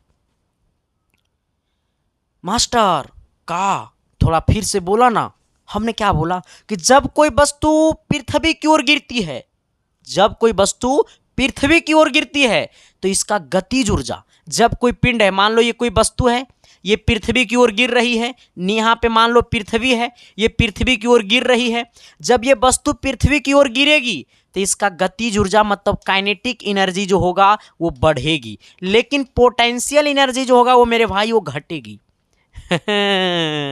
तभी तो कहता है रे केस के साइंस क्लासेस सबसे अलग नहीं तो है कैसे, यही सब चीज़ों को लेकर के तो सबसे अलग है। आना। हमने बोला कि जब कोई पिंड पृथ्वी की ओर गिरता है तो उसकी गतिज ऊर्जा बढ़ जाती है, स्थितिज ऊर्जा घट जाती है। जब कोई वस्तु पृथ्वी की ओर गिरता है तो ऐसे केस में गतिज ऊर्जा बढ़ती है और स्थितिज ऊर्जा घटती है। इसे नोट कर लेना मेरे भाई, ठीक है। आ जाना, एक और नोट करके लिख लो, ये आपको कोई नहीं पढ़ाएगा, मतलब ये आपको नहीं पढ़ाएगा, लेकिन मैं आपको पढ़ा देता हूं क्योंकि इससे भी एक साल आपका सवाल पूछा गया है। हमने आपको पहले ही बोला है कि सर मैं आपको बोला है ना कि ये नोट्स को मैंने इतना बेहतरीन तरीका से तैयार किया ना कि मैं जानता हूं मेरे भाई कितनी तड़प तड़प के ये नोट्स को हमने बनाया, और ऐसा ही आपको हम पूरे चैप्टर का नोट्स को बनाएंगे, ठीक है। आना, कहता है आंतरिक ऊर्जा क्या है? गतिज ऊर्जा प्लस स्थितिज ऊर्जा। देखो आपका सवाल में क्या बोलेगा कि गतिज ऊर्जा इतना है, मान लो गतिज ऊर्जा 2 है, स्थितिज ऊर्जा 6 है, तो आपसे पूछेगा कि बता दो यांत्रिक ऊर्जा क्या होगा। तो यांत्रिक ऊर्जा बराबर होता है गतिज ऊर्जा प्लस स्थितिज ऊर्जा, ठीक है। ये पूछेगा आपसे हाँ कि गतिज ऊर्जा दिया है, गतिज ऊर्जा मान लो हमें दिया हुआ है 8 और आंतरिक ऊर्जा हमें दिया हुआ है 10। हमसे पूछा है कि बता दो पोटेंशियल एनर्जी मतलब स्थितिज ऊर्जा, तो इसको इधर ला देंगे तो 10 माइनस 8 बराबर कितना हो जाएगा? पोटेंशियल एनर्जी, यानी इसको घटा देंगे तो 2, यानी 2 बराबर क्या हो जाएगा? पोटेंशियल एनर्जी, ठीक है। तो ये आपसे पूछेगा, पता है क्या पूछेगा? आपसे पूछेगा कि यांत्रिक ऊर्जा बराबर क्या होता है, तो यांत्रिक ऊर्जा बराबर होता है गतिज ऊर्जा प्लस स्थितिज ऊर्जा। यांत्रिक ऊर्जा बराबर होता है गतिज ऊर्जा प्लस स्थितिज ऊर्जा, ठीक है। चलो यहां तक सबने नोट कर लिया, यहां तक सबने नोट कर लिया। अब मैं आपको सवाल की दुनिया में लाता हूं सर, ठीक है। चलो सवाल क्या कहता है, थोड़ी सी गौर करना मेरे भाई, क्योंकि पता है देखो सवाल देखोगे ना तो हो सकता है तुम भी दीवाने हो जाओगे मेरे, या फिर सर हम तुम्हारे दीवाने हो जाएंगे। यही दो काम में एक काम होगा, ठीक है। आ जाओ, चलो 1 नंबर सवाल की तरफ मैं आपको लेकर के चलता हूं। सवाल नंबर 1, सवाल नंबर कितना? 1 नंबर कहता है कि एक घोड़ा 20 न्यूटन के बल द्वारा किसी गाड़ी को 5 मीटर तक खींचता है। देखो सर इस बात को समझना, सवाल क्या बोला सबसे पहले ये समझो कि एक घोड़ा, इसका सॉल्यूशन मत देखना, नोट्स में सॉल्यूशन भी हम दिए हैं, ठीक है। यही तो खासियत है रे। कहता है एक घोड़ा 20 न्यूटन के बल द्वारा किसी गाड़ी को खींचता है। देखो मेरे भाई एक घोड़ा है, मान लो ये वाला हमारा क्या है, ये गाड़ी है, ठीक है। यहां से एगो घोड़ा है, ठीक है, घोड़ा ये है, मान लो ये गाड़ी को क्या करता है, ये खींचता है। कितना न्यूटन? 20 न्यूटन के बल से इस गाड़ी को खींचता है। अच्छा हमें फोर्स कितना दिया हुआ है? हमें फोर्स दिया हुआ है 20 न्यूटन। कितना मीटर तक खींचता है? तो 5 मीटर तक खींचता है, यानी दूरी कितना हो गया? 5 मीटर तक खींचता है। तो हमसे पूछा मेरे भाई कि घोड़े द्वारा किया गया कार्य। देखो सर हमें एगो घोड़ा है, मान लो ये वाला गाड़ी है, मानना ये वाला गाड़ी है और इसका आगे घोड़ा है, ये वाला मान लो घोड़ा है, ये गाड़ी को खींच रहा है। 20 न्यूटन का जब फोर्स लगा रहा है घोड़ा इस गाड़ी पे तो ये गाड़ी खींचा रहा है, और ये गाड़ी को 5 मीटर खींचा। कितना मीटर खींचा? 5 मीटर खींचा। हमसे क्या पूछा? कार्य। कार्य बराबर क्या होता है? फोर्स गुने विस्थापन। आना, फोर्स कितना है? 20, विस्थापन कितना है? 5, 20 × 100 क्या हो गया? 100 जूल हो गया। कितना जूल हो गया मेरे भाई? 100 जूल हो गया। ऑप्शन नंबर क्या हो गया? सी हो गया। चलो इसको जल्दी नोट कर लो सर। आ जाना, सवाल नंबर आना 2 की तरफ सर। 2 नंबर सवाल क्या कहता है, थोड़ी सी गौर करना। चलो आ जाओ। हो ला ला तेरी आंखों में मेरा चेहरा दिखता है। चलो सर आ जाना, सवाल नंबर आना 2 की तरफ। कहता है 10 किलोग्राम द्रव्यमान की वस्तु को पृथ्वी की गुरुत्वीय बल के विरोध, हमें क्या बोला है? 10 किलोग्राम द्रव्यमान की वस्तु को पृथ्वी के गुरुत्वीय बल के विरोध 10 मीटर ऊपर उठाने में किया गया कार्य। देखो सर बोला क्या है मेरे भाई कि 10 किलोग्राम की वस्तु है, मान लो ये 10 किलोग्राम की वस्तु है सर, इसका कितना वजन है? 10 किलोग्राम है, ठीक है। आ जाना, इसे कहता है पृथ्वी गुरुत्वीय त्वरण के विरोध, इसको ऊपर की ओर क्या करता है? खींचता है मेरे भाई। अब सोचो जब इसको ऊपर की ओर खींचता है तो ऐसे केस में इस पर जी का मान काम करेगा, इसको ऊपर की ओर खींचेगा। ये वस्तु को ऊपर की ओर हम फेंकेंगे तो एक्सीलरेशन ड्यू टू ग्रेविटी, गुरुत्वीय त्वरण बल नीचे खींचेगा। ये वस्तु को जब ऊपर की ओर फेंकेंगे तो गुरुत्वीय त्वरण नीचे खींचेगा, मतलब जी का मान करेगा काम करेगा 9.8। अब देखो फिर क्या बोलता है कि 10 मीटर ऊपर उठाने में किया गया कार्य। ये वस्तु जो है 10 किलोग्राम का, वो 10 मीटर ऊपर उठता है। यहां मान लो उठ के आ गया। आप देखो कितना मीटर ऊपर उठा? 10 मीटर ऊपर उठा।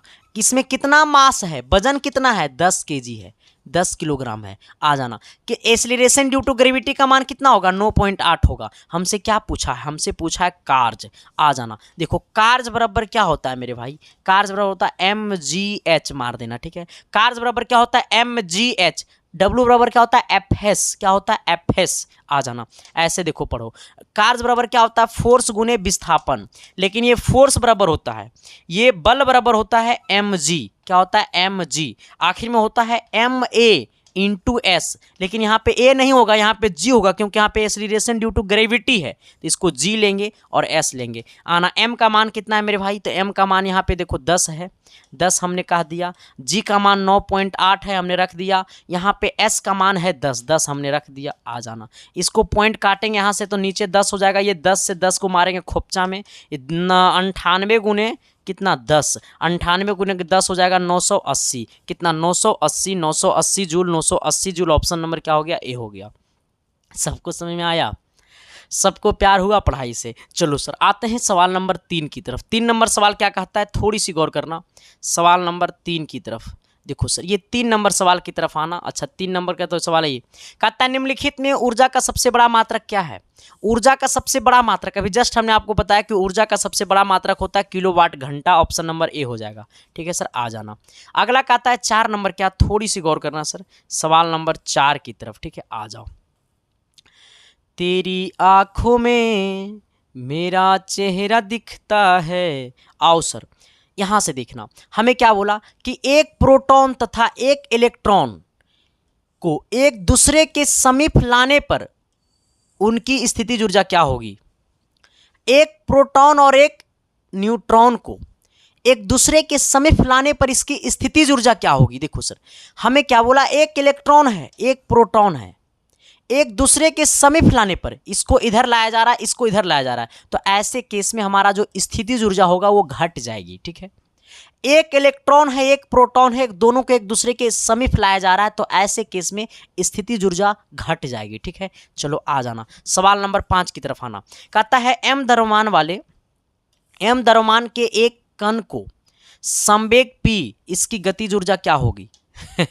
देखो सर, कहता है एम द्रव्यमान वाले संवेग p, तो इसकी गतिज ऊर्जा बोले तो काइनेटिक एनर्जी इक्वल टू होता है 1/2 mv²। आ जाना सर, 1/2 mv²। अब यहाँ पे सोचना मेरे भाई, थोड़ा सा ऐसे सोचना। कहता है एम द्रव्यमान वाले एक कण संवेग p है, इसका संवेग जो क्या हमारा है वो p है। जब संवेग p है तो ऐसे केस में, कैसे केस में, ऐसे केस में इसको हम कहेंगे, पता है इसको क्या कहेंगे सर, ये हमारा हो जाएगा kinetic energy equal to 1/2 mv²। क्या होगा, mv², ठीक है सर। अब इसको अगर हम देखेंगे तो इसको हम ऐसे बोल सकते हैं मेरे भाई, पता है क्या बोलेंगे, एक सेकेंड सर, इसको हम ऐसे बोल सकते हैं, इसको ऐसे बोल सकते हैं हम, इसको ऐसे बोल सकते हैं हम,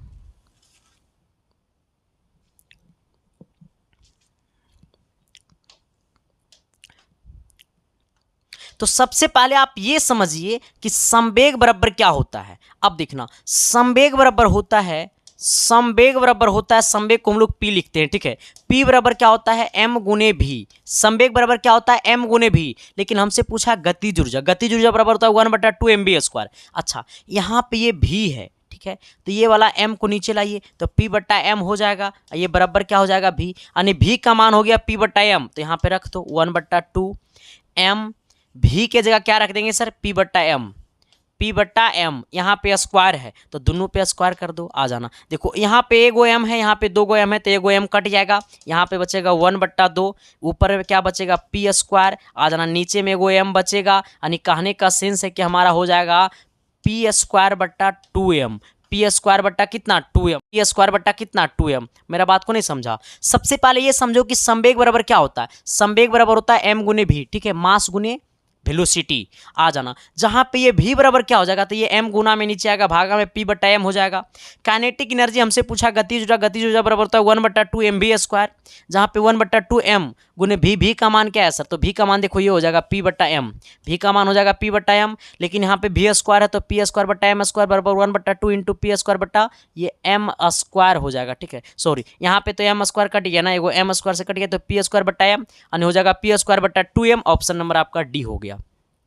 चलो इसको एक बार नोट कर लो मेरे भाई, ठीक है। आना सवाल नंबर हमारा 6 की तरफ आना। 6 नंबर सवाल क्या कहता है, थोड़ी सी गौर करना, वो भी शिद्दत से और प्यार से और मोहब्बत से, ठीक है। चलो आ जाना सवाल नंबर 6। देखो ऐसे ही हमने बनाया, सोल्यूशन भी डाले हुए इसका, ठीक है। चलो आ जाना सवाल नंबर कितना होगा सर, ये हमारा 5 नंबर सवाल होगा, ठीक है। चलो देखो ये 5 नंबर सवाल क्या कहता है, थोड़ी सी गौर करना। कहता है 50 किलोग्राम द्रव्यमान का पिंड 40 मीटर प्रति सेकेंड के वेग से हवा में फेंका जाता है। पिंड का अधिकतम ऊंचाई पर ऊर्जा क्या होगा, इस बात को समझ ले लो। देखो हमें पहले ये सोचो कि 500 ग्राम का एक पिंड है। अच्छा मास कितना है, मास जो है सर वो हमारा 500 ग्राम है। अच्छा 500 ग्राम है इसका पिंड है, तो सबसे पहले मास को है सर हमारा किलोग्राम में बदल दो। तो 500 को 1000 से भाग दे देंगे तो ये बदल जाएगा किलोग्राम में। कहाँ बदल जाएगा, किलोग्राम में। इसको काटेंगे सर तो ये कटेगा सर कितना बार में, ये हो जाएगा 5 दूनी 10 यानी m बराबर हो जाएगा ये आपका 1/2 हो जाएगा। 1/2 बोले तो 0.5 kg हो जाएगा। 0 पॉइंट कितना, ये 5 kg हो जाएगा, ठीक है। हमने क्या बोला कि ये हमारा ग्राम में है, सबसे पहले इसको किलोग्राम में बदलो। ये हमारा ग्राम में है तो किलोग्राम में बदलो। किलोग्राम में बदलने के लिए इसमें 1000 से भाग दे देंगे तो किलोग्राम में बदल जाएगा। यानी अब जो हमारा वो मास आएगा वो आएगा कितना, 0.5 किलोग्राम, ठीक है। 0 पॉइंट कितना, 5 किलोग्राम। अब यहाँ पे सोचना, हमें बोला 40 मीटर प्रति सेकंड के वेग से फेंका जाता है, यानी भी का मान कितना हो गया सर, यहीं से आना। भी का मान कितना हो गया, ये 40 मीटर प्रति सेकंड हो गया, प्रति सेकंड हो गया भी का मान। हमसे क्या पूछा, ऊंचाई तक फेंका जाता है, पिंड का अधिकतम ऊंचाई तक फेंका जाता है। पिंड का अधिकतम ऊंचाई तक फेंका जाता है तो ऐसे केस में हमसे क्या पूछा, ऊर्जा होगी। आ जाओ हमसे पूछा काइनेटिक एनर्जी, हमसे क्या पूछा, काइनेटिक एनर्जी, ठीक है। यहीं पे बना देते हैं। काइनेटिक एनर्जी इक्वल टू क्या होता है, 1/2 mv²। आ जाना 1/2 है, m का मान कितना हो जाएगा, 0.5 हो जाएगा मेरे भाई। आ जाना इनटू भी का मान कितना हो जाएगा सर, 40 है तो v² कर दो तो v गुने v हो जाएगा, नहीं 40 गुने 40 हो जाएगा। ये 2 यहाँ पर देखो ये पॉइंट है मेरे भाई, पॉइंट कटेगा तो नीचे 10 आ जाएगा। ये 10 से काटेंगे 40 को तो सर 4 बार में कटेगा। देखो ये 2 से काटेंगे 4 को तो 2 बार में कटेगा सर। ये 40 दूना कितना हो जाएगा, 80 हो जाएगा। यानी कितना जूल आ गया, ये 80 जूल आ गया, ठीक है। यही ना होगा, सॉरी 40 दूना कितना 80 हो जाएगा। 80 बचे, यहाँ पे 5 बचा हुआ है ना, ये वाला 5 बचा हुआ है, ये वाला 5 तो भी बचा हुआ है सर, क्योंकि ये 0.5 था तो हमने पॉइंट काटा, नीचे 10 लिखा। अब ये कितना हो गया, देखो 40 दूना 80, 80 गुने कितना 5, 80 गुने कितना 5 यानी कितना हो जाएगा, 8 × 5 = 40 यानी 400, 8 × 5 = 40 यानी 400 जूल हो जाएगा। 400 जूल ऑप्शन नंबर कितना, डी हो जाएगा, नन ऑफ दिस, ठीक है। हमने क्या बोला, पहले मेरे बात को समझना। हमने क्या बोला है कि हमें 500 ग्राम का एक पिंड था तो इसका 500 ग्राम हमने कर दिया, इसको किलोग्राम में बदल दो। 1000 से हमने भाग दे दिया तो 0.5 kg आया। हमें बोला 40 मीटर प्रति सेकेंड के वेग से, यानी भी का मान कितना हो गया हमारा, तो भी का मान हमारा हो गया 40। काइनेटिक एनर्जी इक्वल टू कितना होता है, 1/2 mv², जहाँ पे 1/2 m का मान कितना है, 0.5 है। हमारा v² मतलब 40 गुने 40, इसको हम काटेंगे सर तो आपका आएगा ये हमारा 400 आ जाएगा, जूल हो जाएगा हमारा, ठीक है। चलो ऑप्शन नंबर आपका डी होगा, नन ऑफ दिस, ठीक है। चलो आ जाना सवाल नंबर कितना, 6 तो हो गया ना, 7 नंबर की तरफ आना सर जी। ये 7 नंबर सवाल जरा आप गौर से देखना, मोहब्बत हो जाएगी, प्यार हो जाएगी, ठीक है सर। आ जाना सवाल नंबर 7 क्या कहता है, थोड़ी सी गौर करना। कहता है एक लड़का जिसका द्रव्यमान 50 किलोग्राम है। अच्छा देखो एगो लड़का है जिसका द्रव्यमान कितना है, 50 किलोग्राम है, ठीक है। 50 किलोग्राम है। देखो सर जब भी सवाल अगर आप देखते हैं तो सबसे पहले आप ये देखिए कि एक्चुअली में सवाल में दिया क्या है। जब भी आप सवाल को बनाते हैं तो सबसे पहले आप ये देखिए कि एक्चुअली में सवाल में हमको पता क्या है, ठीक है। आ जाना हमें बोला 50 किलोग्राम द्रव्यमान की, अपने साथ 10 ग्राम का एक और बक्सा लेकर जाता है। एक लड़का जिसका हमारा मान लो हम है, ठीक है, मेरे साथ एक और बक्सा है जिसका वजन कितना है, 10 किलोग्राम। आप सोचो मेरे भाई कि वो लड़का का वजन है 50, वो लड़का का वजन है 50 और वो लड़का अपने साथ एक 10 किलोग्राम का एक बक्सा लेकर के जाता है, यानी टोटल वजन हमारा हो गया 60 किलोग्राम। कहता एक लड़का जिसका द्रव्यमान हमारा 50 किलोग्राम है, अपने साथ एक 10 किलोग्राम का एक बक्सा लेकर सीढ़ियां 10 मीटर ऊंची है। अब सोचो सर अपने साथ एक वो बक्सा रख ले है और बक्सा में हमारा 50 किलोग्राम लड़का का वजन है और वो लड़का सीढ़ी चल रहा है। सीढ़ी का ऊंचाई कितना है मेरे भाई, तो सीढ़ी का ऊंचाई जो होगा वो हमारा विस्थापन कहलाएगा, वो कितना हो गया 10 मीटर। सीढ़ी का ऊंचाई 10 मीटर है।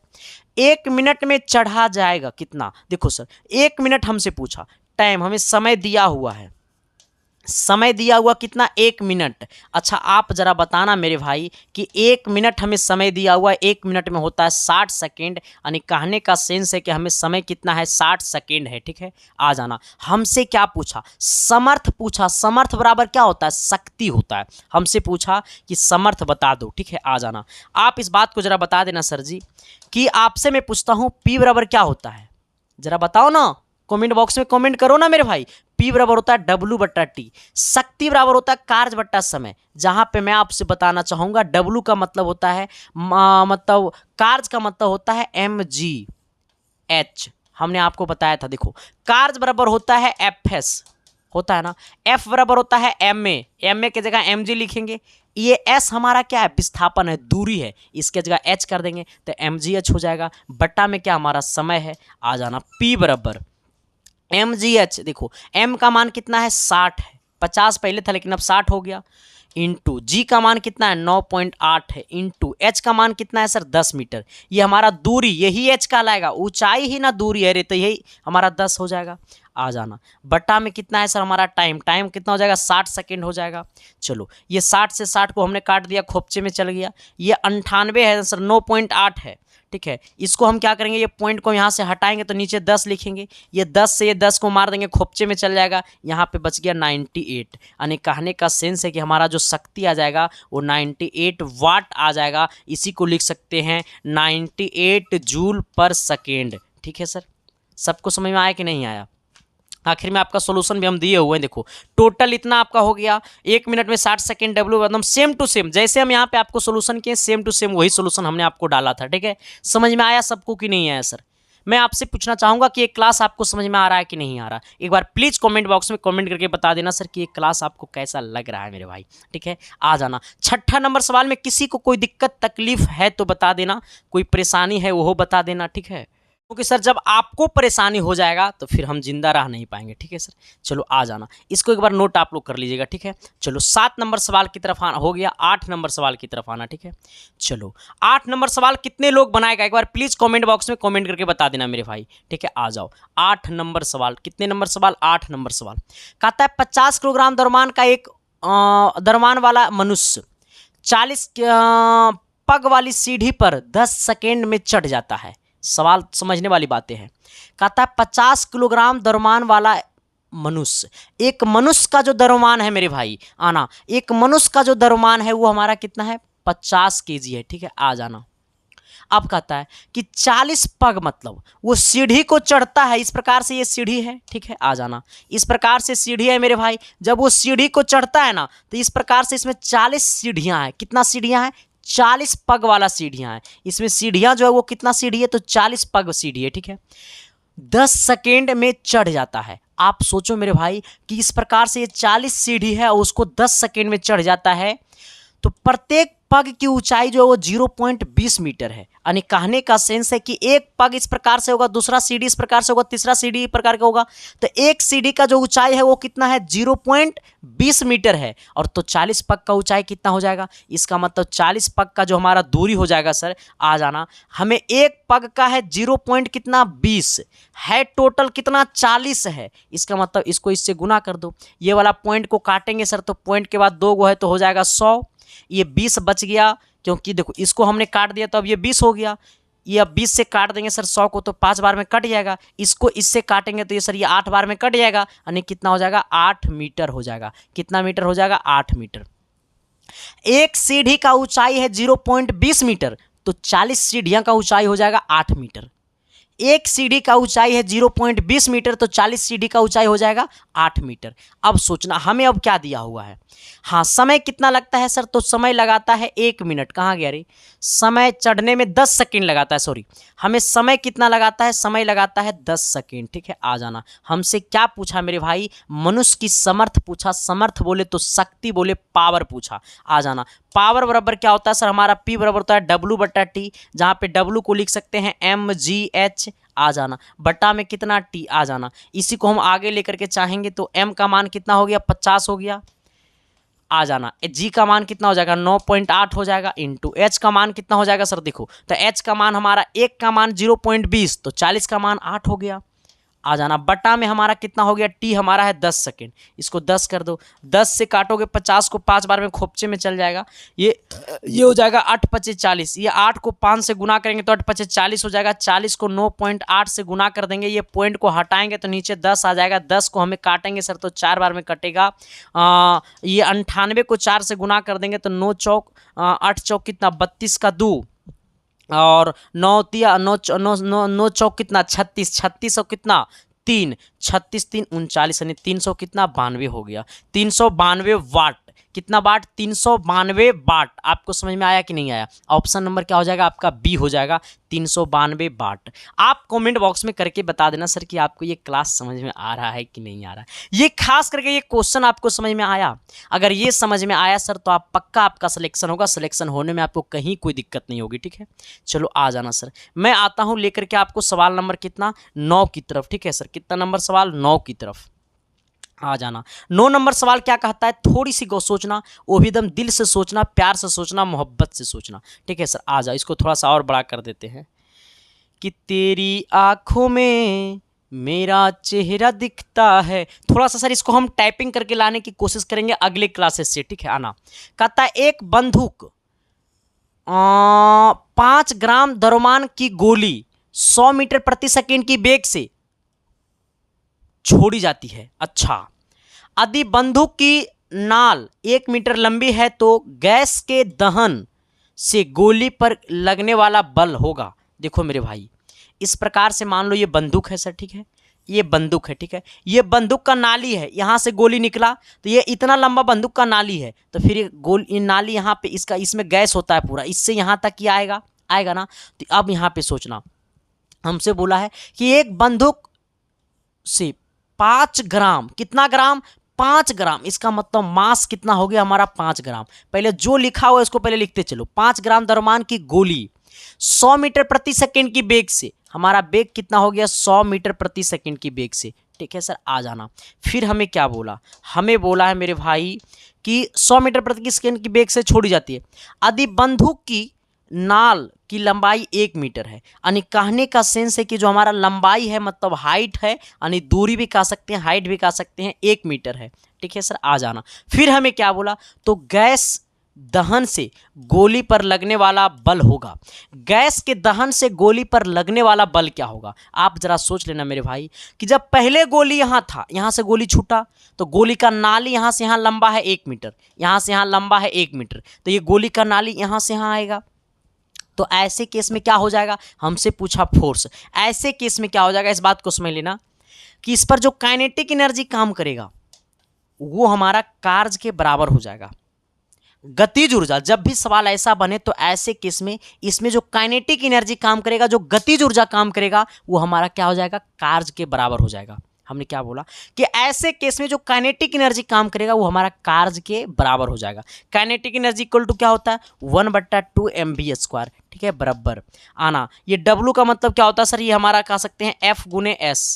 आ जाना, फोर्स गुने विस्थापन 1/2। आ जाना, M का मान कितना है मेरे भाई, देखो यहाँ से भी जस्ट हमने आपको बताया M का मान है 5 बट्टा, अब यहाँ पे देखना V का मान कितना है मेरे भाई। अच्छा, ये 5 ग्राम है ना, ये 5 ग्राम है, इसको किलोग्राम में बदलो तो 5 ग्राम है, इसको हम क्या करेंगे सर, ये 1000 से भाग दे देंगे तो ये किलोग्राम में बदल जाएगा। आ जाना, तो 5 में 1000 से भाग देंगे तो किलोग्राम में बदल जाएगा। ये M का मान हो गया 5/1000। आ जाना, V का मान कितना है 100, V का मान 100, तो 100 का स्क्वायर हो जाएगा, यानी 100 गुने 100। चलो आ जाना, देखो यहाँ पे 3 जीरो, तो ये 2 जीरो और 1 जीरो खत्म हो गया। इसमें 3 जीरो, तो 2 जीरो इससे और 1 जीरो इससे खत्म हो गया। अब देखो ये 2 है, यहाँ पे 10 है, तो ये 5 बार में खत्म हो गया। यहाँ पे क्या बच गया मेरे, इक्वल टू क्या है F गुने S। S का मान कितना हो गया, S बोले तो विस्थापन या फिर हाइट या फिर कुछ भी, तो 1 है ये हमारा। आ जाना, ये अब कितना बच गया, 5×5 = 25 बच गया। आ जाना, ये कितना बच गया, 25 बच गया, बराबर। उधर क्या बच गया, F गुने 1, तो F हो जाएगा, यानी F का मान कितना हो गया 25 न्यूटन। ऑप्शन नंबर आपका बी हो गया। समझ में आया, हो ला ला ला ला, समझ में आया कि नहीं? आप जरा बता देना कमेंट बॉक्स में कमेंट करके मेरे भाई, ठीक है सर। सबको समझ में आया कि नहीं? एक बार कमेंट बॉक्स में कमेंट कर देना, सभी कोई कमेंट करेगा, ठीक है सर। चलो आ जाना, सवाल नंबर हम लोग आते हैं 10 की तरफ। कितने नंबर की तरफ आते हैं? सवाल नंबर 10 क्या कहता है, थोड़ी सी गौर करना। कहता है एक पत्थर ऊपर की ओर फेंका जाता है तथा यह लौट कर पृथ्वी पर आता है, तो ऐसे केस में स्थितिज ऊर्जा क्या होगी? देखो हमने आपको बताया था सर, स्थितिज ऊर्जा अधिकतम होगा कहाँ पे? जब एक पत्थर ऊपर की ओर फेंका जाता है, मान लो पत्थर इसको ऊपर की ओर फेंक दिया, हमसे पूछा स्थितिज ऊर्जा मतलब पोटेंशियल एनर्जी का अधिकतम मान कब होगा? तो अधिकतम है तो अधिकतम ऊंचाई पे, ये सबसे अधिक ऊंचाई पे पोटेंशियल एनर्जी सबसे अधिक होगा। हमसे पूछा एक पत्थर ऊपर की ओर फेंका जाता है तथा यह लौट कर पृथ्वी पर आता है, इसकी स्थितिज ऊर्जा अधिकतम होगा तो ये पत्थर का अधिकतम ऊंचाई पे, इसका स्थितिज ऊर्जा अधिकतम होगा पत्थर के अधिकतम ऊंचाई पे, इसका स्थितिज ऊर्जा अधिकतम होगा पत्थर के अधिकतम ऊंचाई पे, इसका स्थितिज ऊर्जा अधिकतम होगा पत्थर के अधिकतम ऊंचाई पे, इसका स्थितिज ऊर्जा अधिकतम होगा पत्थर के अधिकतम ऊंचाई पे, ठीक है सर। चलो आ जाना, 10 नंबर क्लियर हो गया। आना 11 नंबर सवाल की तरफ मेरे भाई। 11 नंबर सवाल क्या कहता है, थोड़ी सी गौर करना। हमसे देखो पूछिए दिया रे आओ, हमें पूछा है विरामावस्था में एम द्रव्यमान के पिंड में संचित ऊर्जा होती है। एम द्रव्यमान के पिंड में संचित ऊर्जा होती है E बराबर mc²। हमने आपको पढ़ाया था विरामावस्था में एम द्रव्यमान के पिंड में संचित ऊर्जा होती है E बराबर mc², ठीक है सर। चलो आ जाना, सवाल नंबर 13 क्या कहता है, थोड़ी सी गौर करना। और 13 में मैं आपको उम्मीद करूंगा कि कभी नहीं होगा फेरा, ये मेरा वादा है, ठीक है। आ जाना, कहता है किसी पिंड पर 6 न्यूटन का बल लगाने पर पिंड 2 मीटर की दूरी तय करता है। हमने क्या बोला, किसी पिंड पर 6 न्यूटन का बल लगाने पर वो पिंड जो है वो 2 मीटर की दूरी तय कर लेता है। अच्छा कितना बल लगाया हमने, तो 6 न्यूटन का बल लगाया, कितना दूरी तय करता है, तो वो हमारा तय करता है 2 मीटर की दूरी तय करता है। तो ऐसे केस में हमसे पूछा कार्य, ये कौन कौन नहीं बताएगा सर? अरे कार्य बराबर होता है Fs। आ जाना, F का मान 6, S का मान 2, 6 दूनी 12 ये कौन कौन नहीं बताएगा? पहले ये हमको चेहरा दिखा देना, तो कौन कौन नहीं बताएगा इसको। चलो आना सर, ये सवाल को थोड़ी सी देखना, ये सवाल बहुत ही लाजवाब है मेरे भाई। ये सवाल के बारे में हम जितना बोल देंगे उतना कम पड़ जाएगा, ठीक है। बट आप शिद्दत से, प्यार से, मोहब्बत से इस सवाल को एक बार देखिए ना, मजा आएगा। कहता है क्या सर कि 1 किलोवाट शक्ति की मोटर की जो शक्ति है वो 1 किलोवाट है। 20 मीटर गहरे कुएं से पानी उठाने के लिए प्रयोग किया जाता है। प्रति मिनट उठाने की मात्रा होगी। देखो सर, प्रति मिनट उठाने की मात्रा क्या होगी, इस बात को पहले समझना। जब 1 किलोवाट शक्ति का मोटर है, इसका मतलब 1 किलोवाट शक्ति में जो होता है मेरे भाई वो 1000 वाट होता है। यानी हमारा शक्ति जो है वो हमारा कितना दिया हुआ, 1000 दिया हुआ, ठीक है। 1000 वाट हमारा शक्ति दिया हुआ, ठीक है। आ जाना, फिर कहता है 10 मीटर गहरे कुएं में पानी उठाने के लिए। अच्छा कुआं की गहराई कितना है, यानी 10 मीटर, इसको 10 मीटर कह दो। हमसे क्या पूछा है सर, हमें पूछा प्रति मिनट उठाने में होगी। अच्छा कितना वजन लगेगा प्रति मिनट उठाने में, किलोग्राम किलोग्राम किलोग्राम किलोग्राम, इसका मतलब वजन हमें बताना है, मास बताना। अच्छा P बराबर क्या होता है, P बराबर होता है W/T। W बराबर क्या होता है, mgh, अब बट्टा में कितना सर, ये T। हमें P का मान कितना दिया हुआ, 1000 दिया हुआ है। आ जाना बराबर, M का मान कितना है, 10 है, G का मान कितना है, 9.8 है। आ जाना, कितने मीटर गहरे कुएं हैं, 10 मीटर कुएं गहरे हैं, ठीक है। हमें M का मान कितना है, M का मान हमको निकालना है। अरे M का मान तो हमको निकालने हैं, M का मान 10 हम कैसे कर दिए हैं। M का मान हमको निकालना है, M गुने G का मान कितना है मेरे भाई, तो G का मान आपको है 9.8 ले लीजिए, इंटू H का मान कितना गहरा कुआं है, 10 मीटर गहरे कुएं हैं, बटा में क्या कर दो सर समय हमें क्या दिया हुआ है, समय हमको दिया हुआ नहीं है, लेकिन सर हमें बोला क्या है, प्रति मिनट। अच्छा प्रति मिनट बोला, प्रति मिनट मतलब 1 मिनट, 1 मिनट में होता है 60 सेकेंड, ठीक है। आ जाना, इसको इधर लेकर के चले आना, तो 1000 और गुने क्या कर देंगे 60, अब बटा में यहाँ पे हमारा देखो ये हमारा भागा में इधर आएगा 9.8 इंटू ये हमारा 10 आ जाएगा नीचे। अब यहाँ पे क्या बचेगा, ओनली 4m बचेगा। आ जाना, ऐसे काटना, ये पॉइंट को यहाँ से हटाएंगे तो ऊपर में 10 गुना हो जाएगा, ठीक है सर।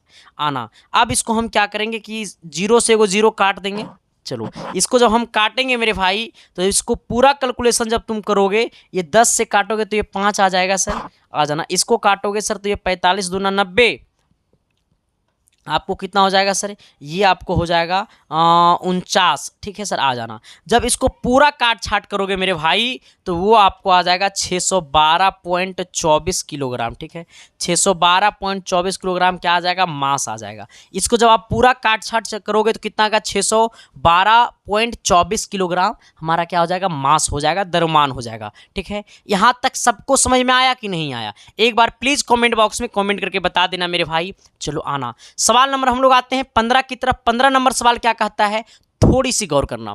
कहता है 10 किलोग्राम की एक ट्रॉली को एक स्प्रिंग से इतना सटाकर रखते हैं कि स्प्रिंग दबी रहे। अच्छा, हमें क्या बोला है कि एक 10 किलोग्राम की एक ट्रॉली को एक स्प्रिंग से इतना सटाकर रखते हैं कि स्प्रिंग दबी रहे। ट्रॉली को छोड़ने पर स्प्रिंग के धक्के से ट्रॉली 10 मीटर प्रति सेकंड की वेग से चलने प्रारंभ कर देती है, तो दबी अवस्था में स्प्रिंग की स्थितिज ऊर्जा कितनी थी। सवाल समझा, नहीं समझा। देखो सर, एक ट्रॉली है, एक स्प्रिंग को सटा करके हमने रख दिया। ये मान लो स्प्रिंग है, ठीक है सर, स्प्रिंग ऐसे होता है, इसमें हमने ट्रॉली को सटा के रख दिया। स्प्रिंग तो ट्रॉली को आगे ठेल रहा है, फिर इसको क्या कर दिया, मैंने खींचा, तो स्प्रिंग को फिर बोला कि स्प्रिंग के धक्के से ट्रॉली 20 मीटर प्रति सेकंड की वेग से चलने लगता है। फिर ये स्प्रिंग जो है सर, वो स्प्रिंग के धक्के से ट्रॉली जो है वो 20 मीटर प्रति सेकंड की वेग से चलने लगता है। आ जाना, इसका मतलब भी का मान कितना हो गया, भी का मान हो गया 4 मीटर प्रति सेकंड, क्योंकि 4 मीटर प्रति सेकंड के वेग से चलना प्रारंभ कर देता है। हमसे क्या पूछा मेरे भाई, कहता 10 किलोग्राम। अच्छा, वजन कितना है, तो वजन हमारा है 10 किलोग्राम, ठीक है, आ जाना। हमसे क्या पूछा है, हमसे पूछा है सर कि स्थितिज ऊर्जा कितनी थी। अब सोचो, आपसे पूछा स्थितिज ऊर्जा, लेकिन मैं आपको बताता हूं ऐसे केस में काइनेटिक एनर्जी इक्वल टू हमारा, ऐसे केस में काइनेटिक एनर्जी इक्वल टू स्थितिज ऊर्जा होगा, ठीक है, पोटेंशियल एनर्जी। क्यों, क्योंकि बल, हमारा वेग भी तो उस पर बल लगा रहा था ना, अरे वेग भी तो स्प्रिंग पे बल लगा रहा था ना, और स्प्रिंग उसको धक्का दे दिया।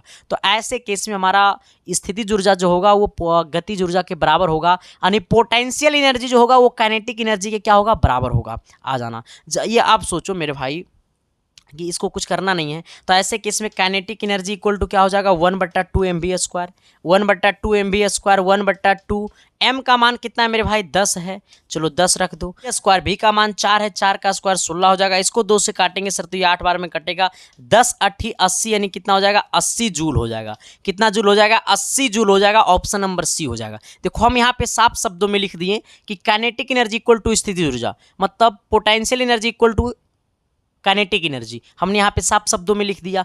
आप जरा मेरे भाई इस चीज को समझ लेना एक बार। 15 हो गया, 16 नंबर बना लेना, इस 16 नंबर कहता यदि किसी पिंड की गतिज ऊर्जा 4 गुनी कर दी जाए, यदि किसी पिंड की गतिज ऊर्जा को 4 गुनी कर दी जाए तो संवेग हो जाएगा 2 गुना। पिंड की गतिज ऊर्जा को 4 गुना तो संवेग 2 गुना, पिंड की गतिज ऊर्जा 4 गुना तो संवेग 2 गुना, ठीक है। चलो आ जाना सर, बाकी आप इसको 16 नंबर हो गया। 17 नंबर सवाल बहुत ईजी है मेरे भाई। 17 नंबर सवाल कहता है क्या, थोड़ी सी गौर करना। कहता है ना हाँ, कहता है क्या, स्वतंत्रता पूर्वक गिरती हुई वस्तु जो होती है मेरे भाई, स्वतंत्रता पूर्वक गिरती हुई वस्तु जो होती है वो गतिज ऊर्जा तथा स्थितिज ऊर्जा दोनों घटती है। नहीं, जब कोई वस्तु स्वतंत्रता रूप से नीचे गिर रहा है तो ऐसे केस में स्थितिज ऊर्जा गतिज ऊर्जा दोनों घटेगा, ये नहीं होता है। गतिज ऊर्जा बढ़ती है जब कोई वस्तु स्वतंत्र रूप से नीचे गिर रहा है तो उसको एक्सीलरेशन ड्यू टू ग्रेविटी और नीचे खींच रहा है। जब कोई वस्तु ऊपर से नीचे गिर रहा है तो ऐसे केस में इसको एक्सीलरेशन ड्यू टू ग्रेविटी और नीचे से खींच रहा है। इसका मतलब गतिज ऊर्जा बढ़ेगी, स्थितिज ऊर्जा घटेगी। गतिज ऊर्जा बढ़ेगी, स्थितिज ऊर्जा घटेगी। ऑप्शन नंबर आपका क्या हो गया, बी हो गया सही। चलो आना, ये सवाल नंबर कितना है मेरे भाई, सवाल नंबर 18 की तरफ आ जाना। ये 18 नंबर सवाल जरा देखना, इसके बाद हमको बताना कि 18 नंबर सवाल आपको कैसा लगा मेरे भाई। चलो आ जाना, सवाल नंबर 18 क्या कहता है कि दो चलती हुई पिंड जिनके द्रव्यमान का अनुपात 1:2 है। देखो, दो चलती हुई पिंड जिसके द्रव्यमान का अनुपात, मान लो m1 और m2 का जो अनुपात है वो 1:2 है। फिर बोलता है गतिज ऊर्जा का अनुपात, गतिज ऊर्जा, पहला गतिज ऊर्जा मतलब पहला काइनेटिक एनर्जी बटा दूसरा काइनेटिक एनर्जी, गतिज ऊर्जा का अनुपात मतलब पहला काइनेटिक एनर्जी दूसरा काइनेटिक एनर्जी का अनुपात कितना है, 1/8 है। यही ना हमसे पूछा है। तो हमसे पूछा है कि बेगों का अनुपात क्या होगा, यानी m1 m2 का अनुपात पता है, k1 k2 का अनुपात पता है, v1 बटा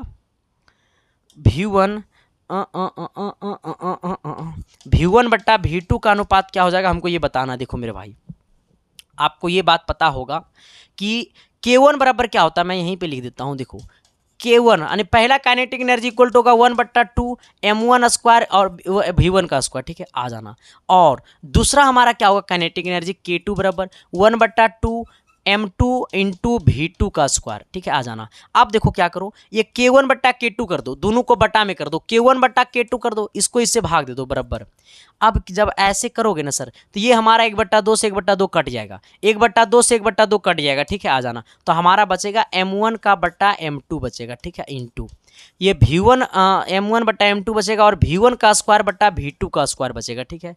हमको निकालना है v1 बट्टा v2 का अनुपात, तो इसको इधर भेज देंगे, तो ये हो जाएगा k1 बट्टा k2 का अनुपात इंटू ये हो जाएगा, ये नीचे है तो चल जाएगा ऊपर m2 बट्टा m1 बराबर कितना हो जाएगा, v1 का स्क्वायर बट्टा v2 का स्क्वायर। ये k1 बट्टा k2 का मान 1/8 है, आ जाना। m2 बट्टा m1 का अनुपात कितना, 2/1 हो जाएगा। सिंपल बात है, 2/1 हो जाएगा ना, नहीं समझ रहा है, 2/1। अरे m2 बट्टा m1 बट्टा m2 का 1/2 है, तो m2 बट्टा m1 का 2/1 हो जाएगा।